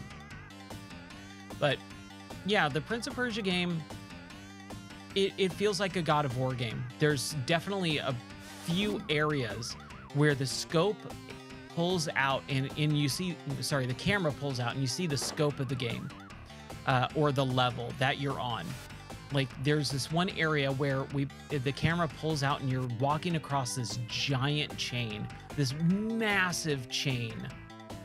And it felt like a God of War game, like the Chains of Olympus or whatever. And I was just like, dude, this feels so uninteresting. Like this feels not uninteresting. I'm sorry, I apologize. Not what I was looking for. The word is, it feels so much like a God of War game. Like this is not a Prince of Persia game. Prince of Persia deals with aspects of supernatural powers, but it doesn't go full cloth into them. It doesn't go hardcore anime cutscenes, which this one does. The new Prince of Persia game, like you have these anime cutscenes like with speed lines and stuff, and it's just like, this is not how I view Prince of Persia at all. And it's a real big bummer when I started experiencing those. I love when that happens. Those boss fights like that. And man, if you like the new Prince of Persia game, that's okay. Like that's one thing that I think a lot of people need to realize is if someone doesn't like the same game as you, that's okay. As long as their criticisms are valid, you know. You don't want to just have someone, and I used to listen to podcasts all the time where people would be reviewing games, and these are big name podcasters for games, and they would say, oh yeah, that game sucks. And they would never like explain why they think it sucks, and it might suck in their eyes, sure, but they would never explain it. You got to back up your opinions, you know, and I think a lot of people can't do that. They don't know how to explain games very well. I, on the other hand, feel like I can at least explain my thoughts in a fairly decent, well thought out way to make it at least allow the person that I'm talking to see it from my point of view. And I hope the same thing when someone talks to me about a game saying, oh no, you're wrong. I think this is an amazing game. And like I've had conversations over the past couple of weeks here on the channel about like, oh yeah, you know what? Like you say you didn't like this part of this game, like I disagree. And then they would explain why they disagree, and that makes it so much better.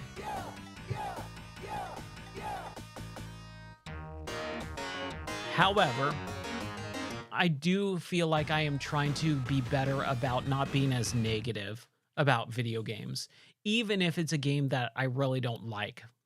I will try to find the good in it. And I think that's, again, a lot of something that we need in this world to begin with, is we need to have people be able to criticize, but constructive criticism, and still find the good in certain things. All right, we got Rude Boy down, and we got Grub down. Yeah! Be able to find... and Gunther, dude, three in a row. That's pretty good. And that is so satisfying in this game. Axel too, dude. Do I have a super punch? Like, what is happening? I'm knocking down every single person I'm punching. Yes, and we got the club. We got the club, which is something that a lot of people like think. Oh, when they think of Road Rash, they think of like the weapons, right? You get the clubs and chains and all that. Man, I've knocked down so many people in this. I don't think I've ever knocked down that many people. That's an accomplishment, dude, for me. I've knocked down most of the racers so far. Slater's down. I'm in 4th place already. This is fantastic. Okay, we're gonna get Viper. We gotta get Viper here. Ah, we just barely got him. Let's see if we can slow down. I want to slow down a little bit just to see if I can get him. Nope, he's going too slow now. He's afraid of me. You see that? He's afraid of me. Ooh, that was close. That was real close. But yeah, I mean, I think one of the things that a lot of people forget is video games are art, and they are someone's artistic expression being put out onto the screen. And if you just completely obliterate it with the most foul, horrible things that you can say about someone's creative process and ideas, like, that's terrible. That doesn't help anyone. You can say a game sucks. You can say this is a bad game, which I do all the time if I come across a bad game. There's a lot of them now. But I would never say it's a bad game without explaining why it's a bad game. And then I would never insult the person's artistic stylings or their expression of that. And I think that's really where we need to be more tenderhearted towards one another with that stuff. Like, dude, yeah, a game can totally suck. It could be one of the worst games I've ever played my entire life. But if that person tried and put forth real effort, like, I feel like that would happen to me. If I tried to make this game happen, like a new Road Rash game happen, I feel like it would turn out not great. And if someone came up to me and said, hey, your game sucks, it's the worst game I've ever played in my life, go jump in a river and die, like, that would suck. But if someone said, hey, your game is not good, and this is the reason why it's not good, it would allow me to understand, oh, this is what I can do better. So that's kind of all I have to say about that. Is I think when I criticize something like Prince of Persia, let's say, there's a reason behind it, and it's so that things can get better. Hopefully someone can hear me who makes video games or wants to make video games and takes those things that I think are not good about it and improve upon it. Innovate, which we just don't get innovation now. Like I was saying, I kind of rabbit trailed, but there is just so little innovation now. Everything is so homogenized. RPG mechanics, stealth mechanics, first-person shooting. You know, remember when there was a time where every game had a stealth section? Every game had a first-person shooter section? Whether it was that genre or not, it just had that mechanic built into one single level. And it's just like, why is this even here? This doesn't make sense. It kind of, like, it doesn't do it well enough to make it justified. That's kind of how video games are right now. We just don't have enough, you know, good stuff. We don't have enough unique ideas going out. I think there could be a lot of good, unique ideas that could go into a Road Rash 2024, let's say. One is the naming scheme. Like, come on. You know, if they did bring back Road Rash, it would just be called Road Rash, and it would just have the name of the year attached to it. So Road Rash 2024 if it came out this year. I don't get it. I do not get it. Oh, man. Hopefully I can get my bike in one or two rounds here. 1 or 2 more rounds, because I think we're pretty close. Well, we need 25 grand, right? Not 20. I keep thinking 20 grand. We'll see after this race. I think I scared off everyone. I try not to get super heavy, but at the same time, again, I'm just kind of passionate about video games.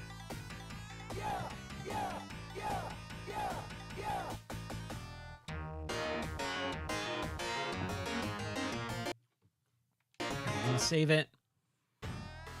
1800. So we could basically buy the bike that we have on level 4. Man.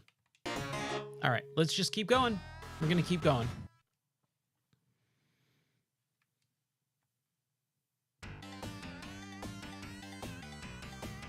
This game is so good, though.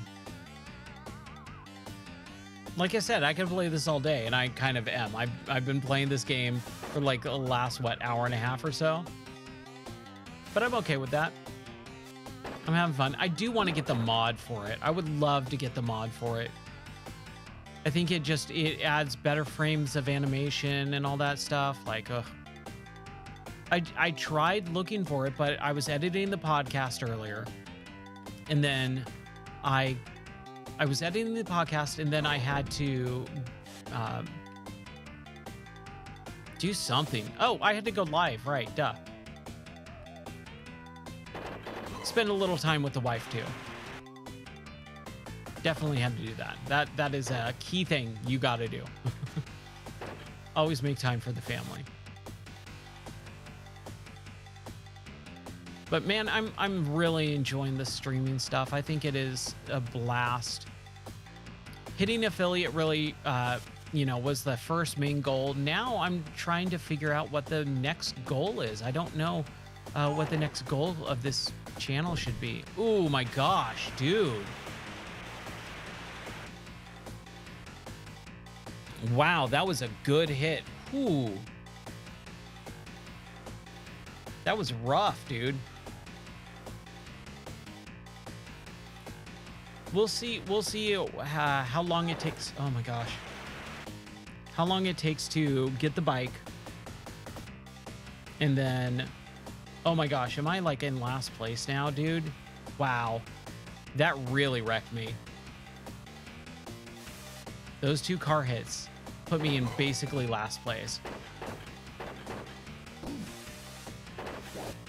Oh my gosh, dude. This game does not want me to win.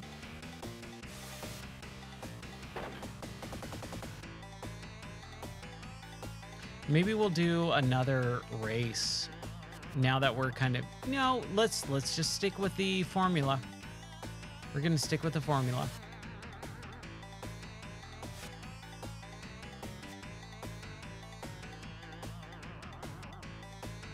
Man. What a great game. I really do, really would like to, like, that's the thing is like, now that I've, oh my gosh, dude, what is up with this race today?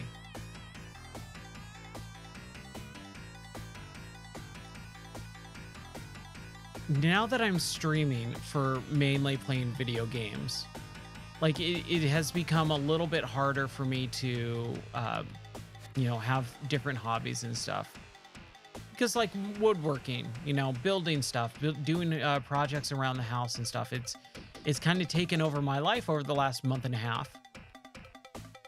And it's definitely going to change. I got to go back to normal work at some point. It's just right now, work is slow and I have the opportunity to do this. So I want to be able to do it as long as I possibly can for this amount of time. Okay, so we at least got 3rd place. That's the first time I've gotten 3rd place.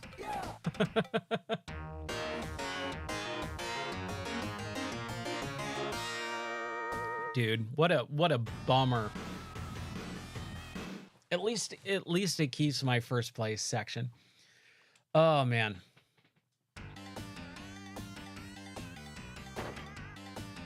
Didn't even get him. Rude boy.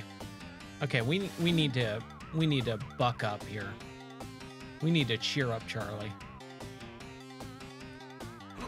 Man, I remember hating that song when I was a kid. Cheer Up Charlie.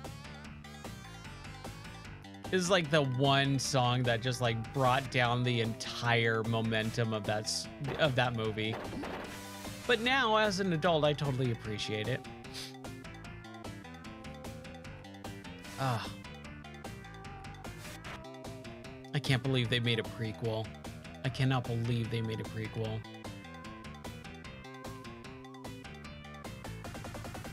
Yeah, now I'm gonna get onto like super off-topic pop culture references and weird crap too.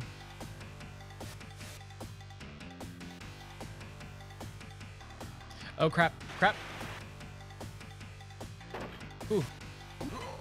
Oh, we got Biff down. Biff took a biff.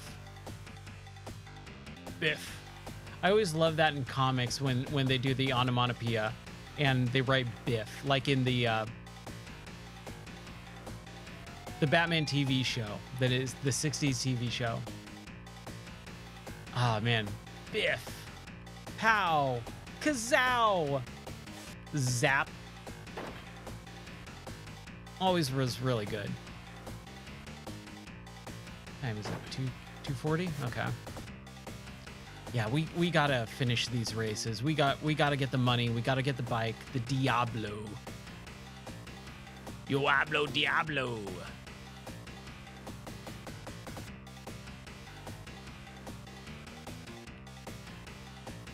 But I hope that people like what I do and see that I am passionate and caring about games, because you see so many people who aren't, that are doing this. And it's not to bash on them or anything. It's just like, you can tell they're just trying to get famous. They're trying to get jobs, you know, they're trying to make money off of, you know, just being in front of a camera. And it's like, no, dude, that's the wrong attitude to have. You should be able to see that the fakeness in those people. It's incredible, like how many times I've looked at, you know, a post and it's just like, oh, you're just trying to hawk something. You're just trying to sell me something. You're just trying to get famous. Ask them about what their favorite game is, and you know, it's a bullet point list of Mario, Zelda, GoldenEye, you know, whatever.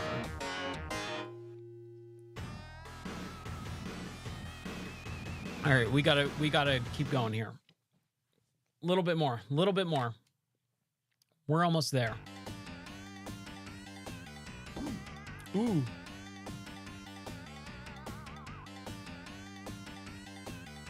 I don't know if I would want full-blown cutscenes in a modern version. I do really like the character portraits at the beginning of the race. Maybe some FMV would be cool. You know, like they did with the original, the PlayStation version, the 3DO version with cutscenes, you know, and they did that with Jailbreak and stuff too.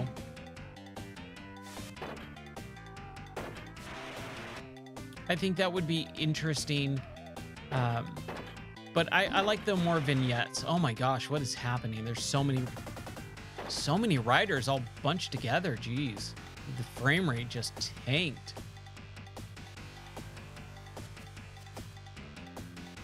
I would be really interested to see what a company like EA would bring to the table, but also, like, man, if I had the opportunity, dude, honestly, if I could code well, oh.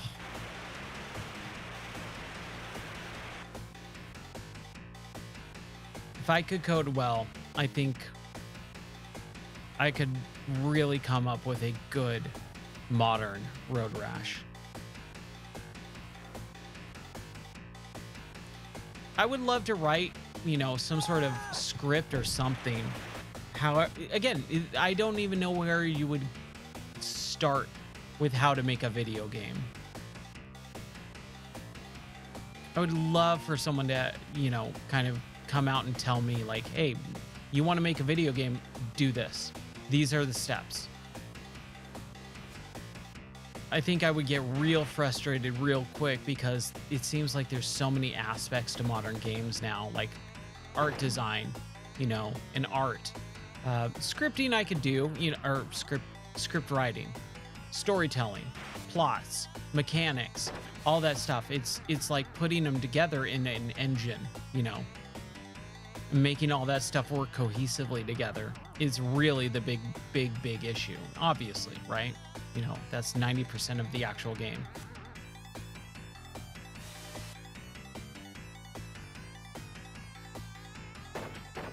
I would love to have a small development team, though. That would probably be a dream come true, is if I had the opportunity to become part of or run a small game development studio to the point where like we could sit there and self-publish, self-publish your game. That's the way to do it. I think about this often. Gunpoint. The guy made his own game, did every single aspect of it, and made millions off of it. And again, it's not about making millions. It's not about getting rich off of your game. It's about making the game itself. Okay, what are we at? We could buy the panda. But we don't have the money for the Diablo just yet. Few more races, few more. Let's save it. Just in case. The game store was a really fun, super awesome opportunity for me. And it's a real unfortunate thing that it went away. But it happened, God's going to take or give and take away. However, I am glad I don't have it anymore because the industry has changed in such a volatile way that game stores are basically super, super volatile at this point with the pricing. You can't guarantee pretty much anything. So I'm okay not having that store, but it was an incredible, incredible opportunity for the time that I did have it. That was fun.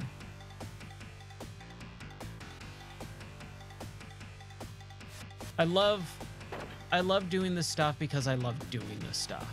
And I hope that comes across to most people. Like, look, I'm not going to say I'm perfect. I'm not going to say I'm even amazing at some of this stuff. I know that, man, my arm is starting to itch. I know that the way that I explain certain game mechanics or something is not the best way to explain it. I've listened to people talk about video games that are much more qualified in certain aspects and can explain things way better than I can. But I hope I bring something interesting and new to the table compared to those people or compared to others, just in general. I hope people like that. I think one of the biggest issues, especially with streaming, is like you just don't get the feedback unless someone reaches out, unless the viewer actually types in chat, hey, how's it going? You're doing great, blah, blah, blah. And I don't need that admiration.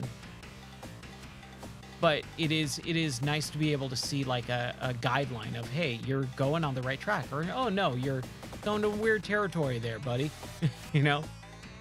That type of stuff. Not getting that feedback is really hard. And that's kind of with my podcast too. There's zero feedback on it. Almost I've heard one piece of feedback that didn't come from a relative. And that was only within the last 2 weeks. Like that is how incredibly difficult it is to get feedback. So who knows? But again, I'm just doing it because I love it. It's not because of any other reason. It's just I love playing games and I want to show people, dude, this game is rad. This is the reason why. But that feedback for sure, it definitely helps.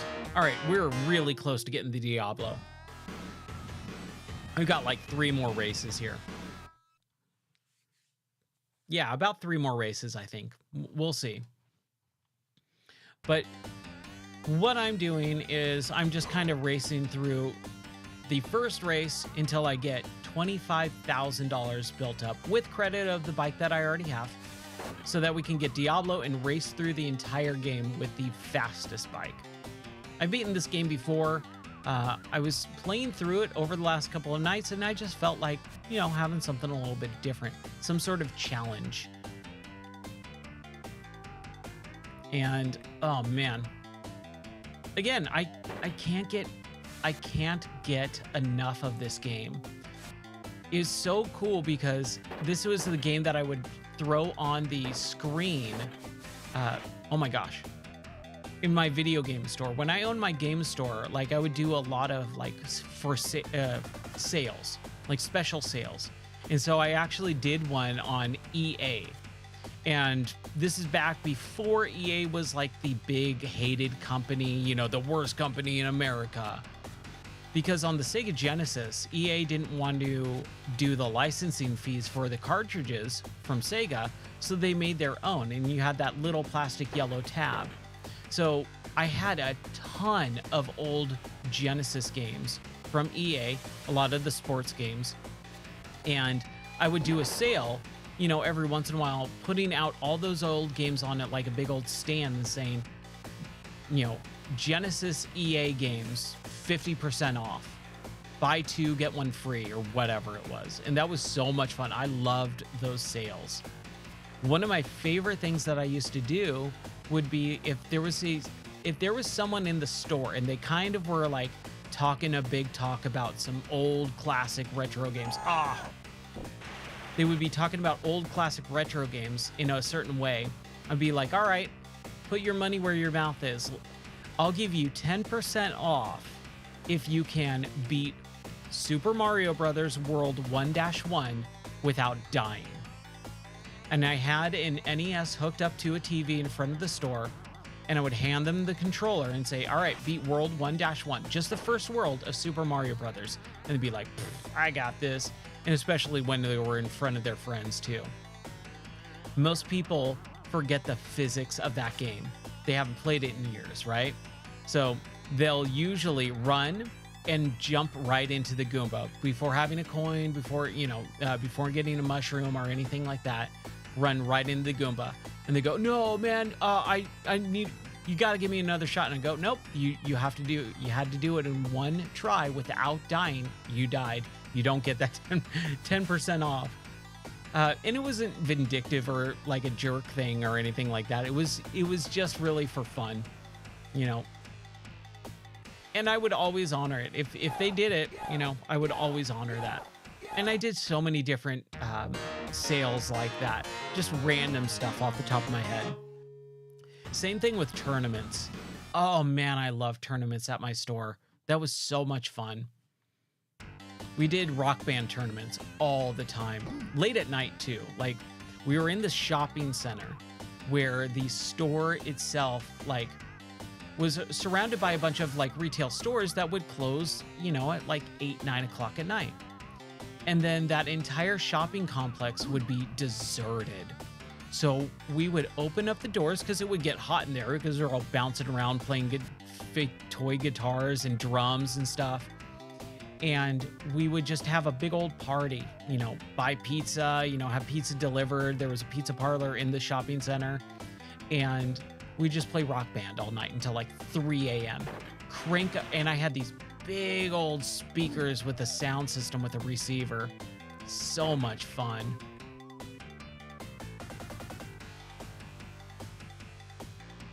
Oh man, that was a good time.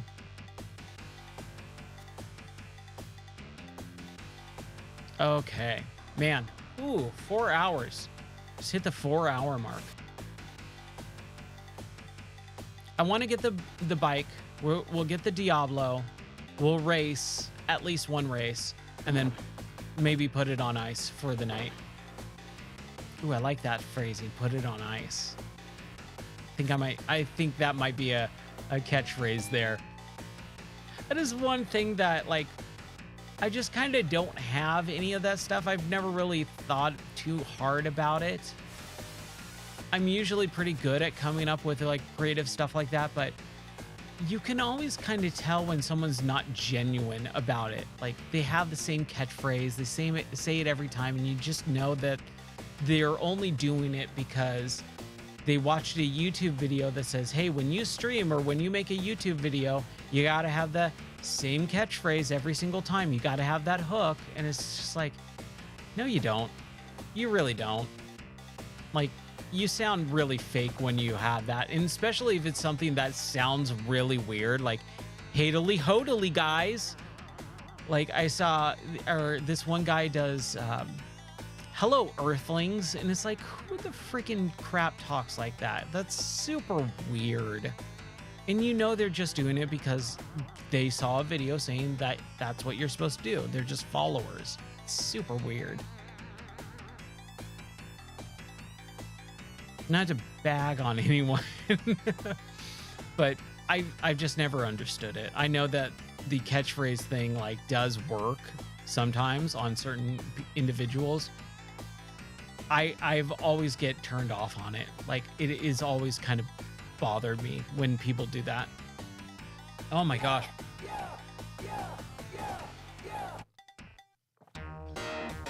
20,000, how much? 22. We're close. 2 more races. 2 more. Oh, I can feel it in my bones.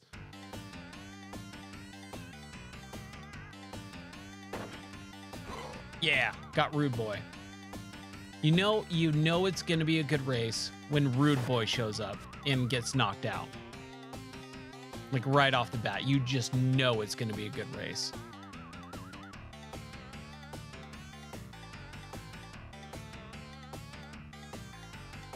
Let's just groove to the music for a little bit here. I could rest my voice for a minute out of 4 hours.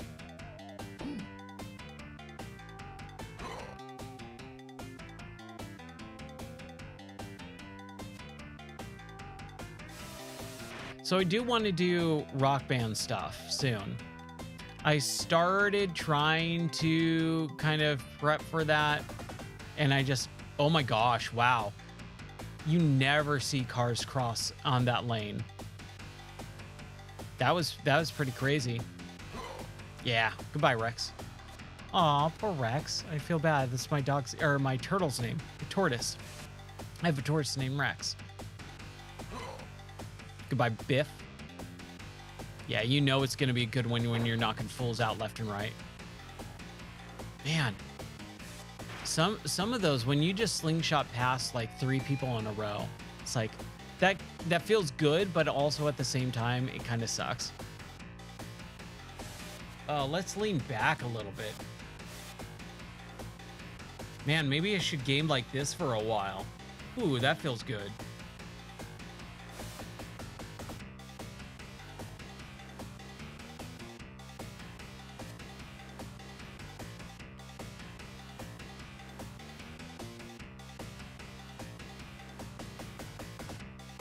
This chair has gotten so uncomfortable over the last couple of weeks.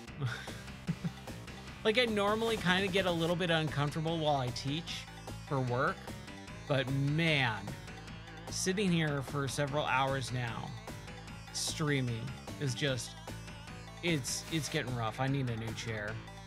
I need a good, comfy chair.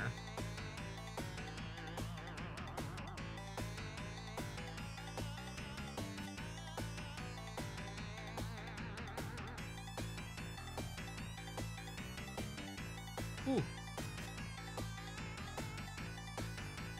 Close, close, close.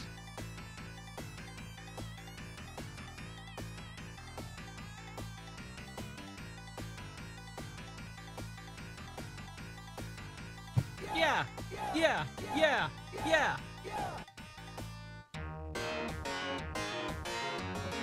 Getting low on my water. Getting low on the water. Oh, man.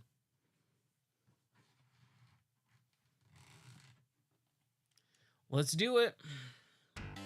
We got a few more here.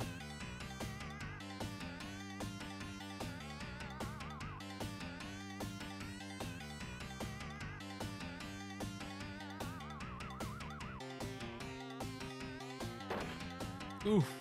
Ooh. Oh.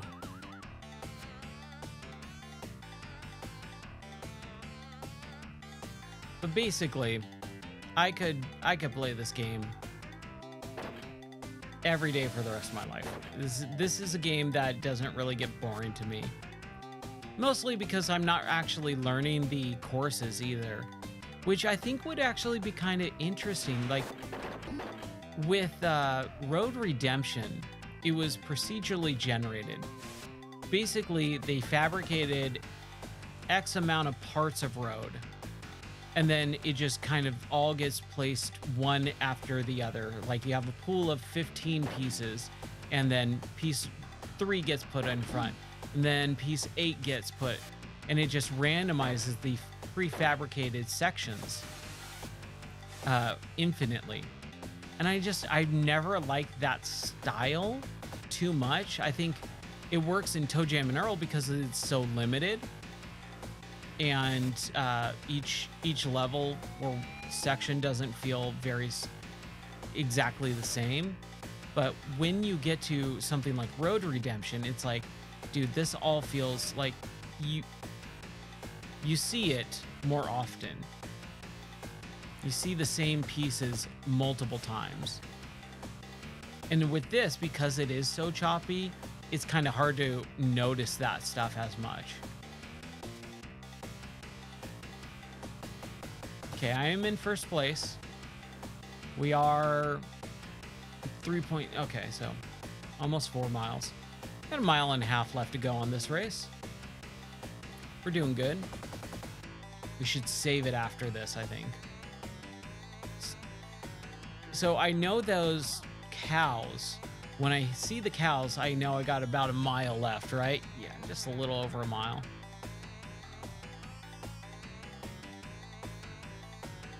Oh, it's getting late though. Ugh. Definitely coming when the cows come home. Going home, coming home, whatever. It's late. All right, give me a little bit. Give me a little bit of slack there.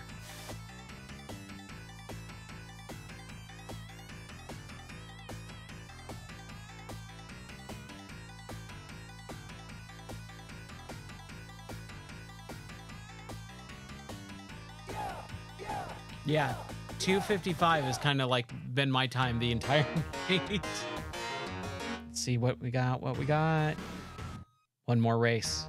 No, two more races. It's 7:50. 2 more races. Oh, we should save.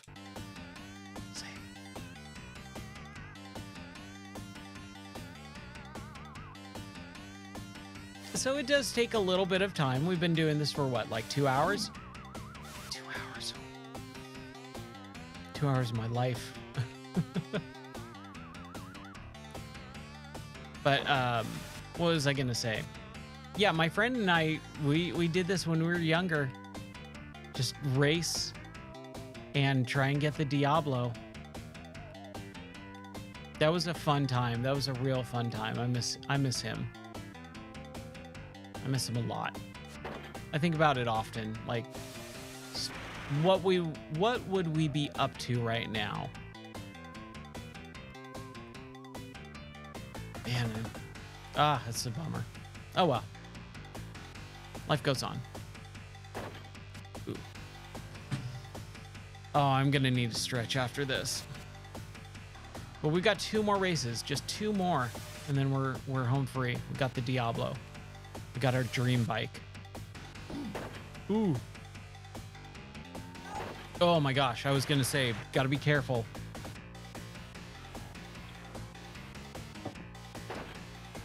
Oh man. Yeah, we almost got busted. Like, he was right there and then he stopped. It's kind of crazy. Oh man, come on now. Axel. Should have knocked him out. Knocked him out. Knock him out the box. Luke, Rick. Slick Rick, right? Knock him out the box, Rick. Knock him out. Knock him out the box, Rick. Knock him out.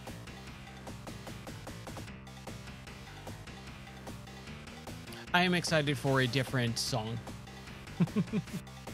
Very excited for a different song.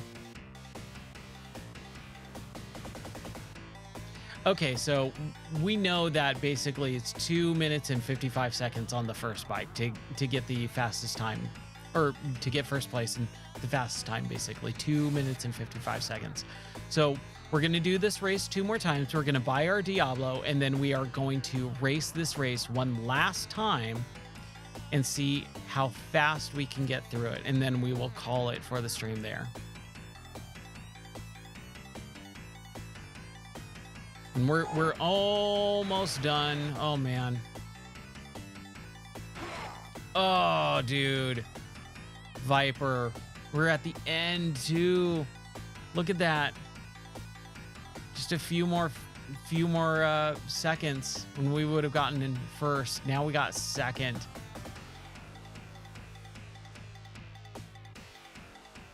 Unless I could pass Viper, I might be able to. Wow, I did not expect that. I did not expect passing Viper. Okay, one more race. And then we got our Diablo. That was close. Oh, we're so close. So close. Save state. We got to.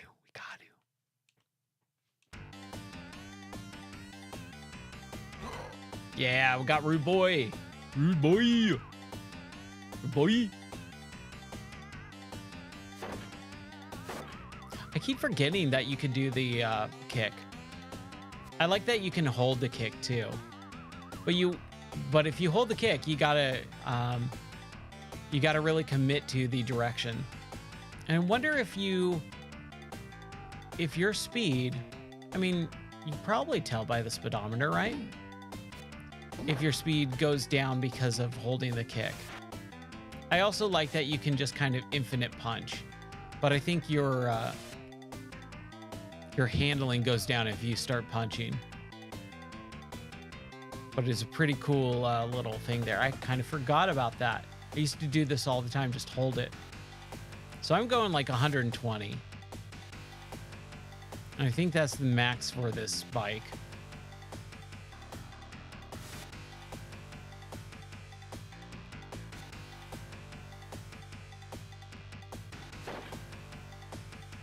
All right. Ooh, that hit. Those hits slow you down so much. Oh, I'm excited to get the Diablo, dude. I'm so excited.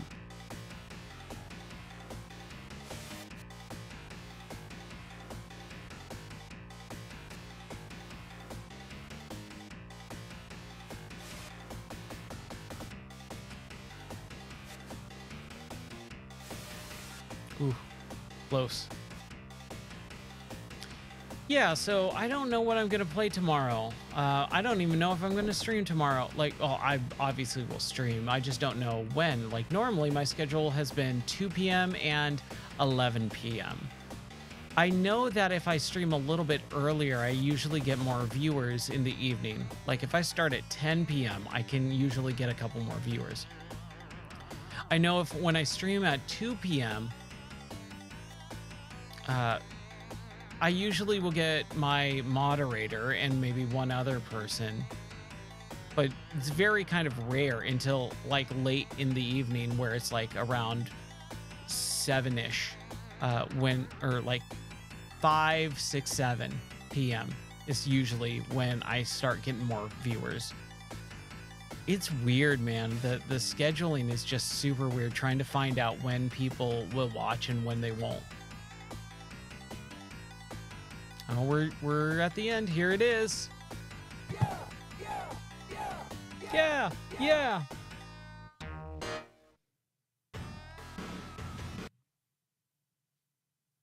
Here we go. Fuel injected horsepower and awesome Italian handling. I forgot to buy it. It's ours. So it was $25,000, trade in immediately, 13 grand. Your credit for a bike purchase includes the trade-in value of your old bike. Oh, we couldn't buy the bike again, but all right. So, oh, hey, 2 minutes and 53 seconds. 2 minutes and 53 seconds. Here we go.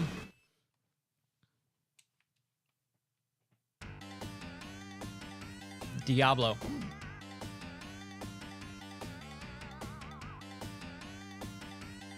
Dude, look how fast I'm flying through this pack now. I'm already in 8th place.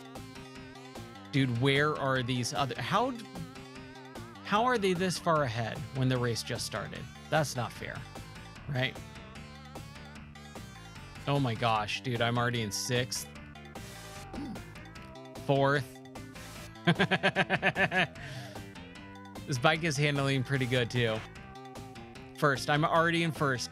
36 seconds into the race, and I'm already in first place. Dude, I'm going so fast. I'm going, what, like 160? Oh my gosh. This is amazing. This feels so good.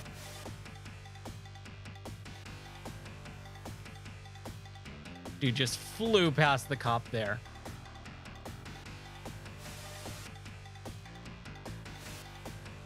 Oh my gosh, dude, I cannot believe it. This is unbelievable. This is going to be so good to just beat the game like this. But, you know, level 3, 4, and 5 are going to be kind of tough. 1 and 2 are going to be a piece of cake, I can tell. But 3, 4, and 5 might give me a little bit... 3 might be a little bit harder just by a tad. But 4 was pretty freaking tough.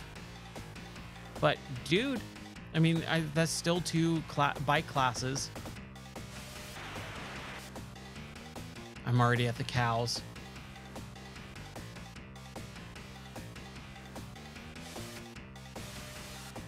As long as I don't get hit, as long as I don't run into a car, slide into a tree, or a thing. There's no deers on this track either. Like, I've actually hit a few deers on this section here. Oh my gosh. We gotta be close. We're almost close. We got like a couple more turns here. There it is. Dude, 2 minutes and 20 seconds.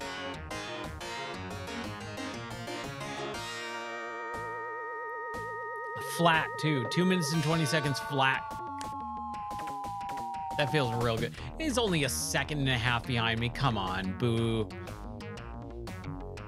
There's your rubber banding.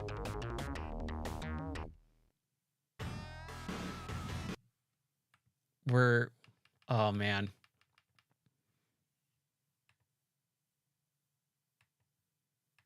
Oh, that feels super good to get. So we'll save it on stage or slot 11. We'll come back to that tomorrow, and we're just going to plow through that game. That was so much fun. I haven't done that since I was a kid. Oh my gosh. Thank you so much for watching. My name is Ryan Moore, and I run a Game or Die podcast. You can find it at Game or Die. Just put up the podcast this evening. Also, if you want to check out my website, it's gameordie.net. But until tomorrow, which will probably be 2 p.m., thank you so much for watching. I appreciate every single viewer and follower and all that fun stuff. Shout out to Beetle Hero 420 for letting me play Ape Escape and finishing it with me tonight, and then moving on to Ape Escape 2. That was super fun, dude. Thank you so much. And I'll catch you tomorrow, guys. And thanks for watching. All right. Peace out. Bye.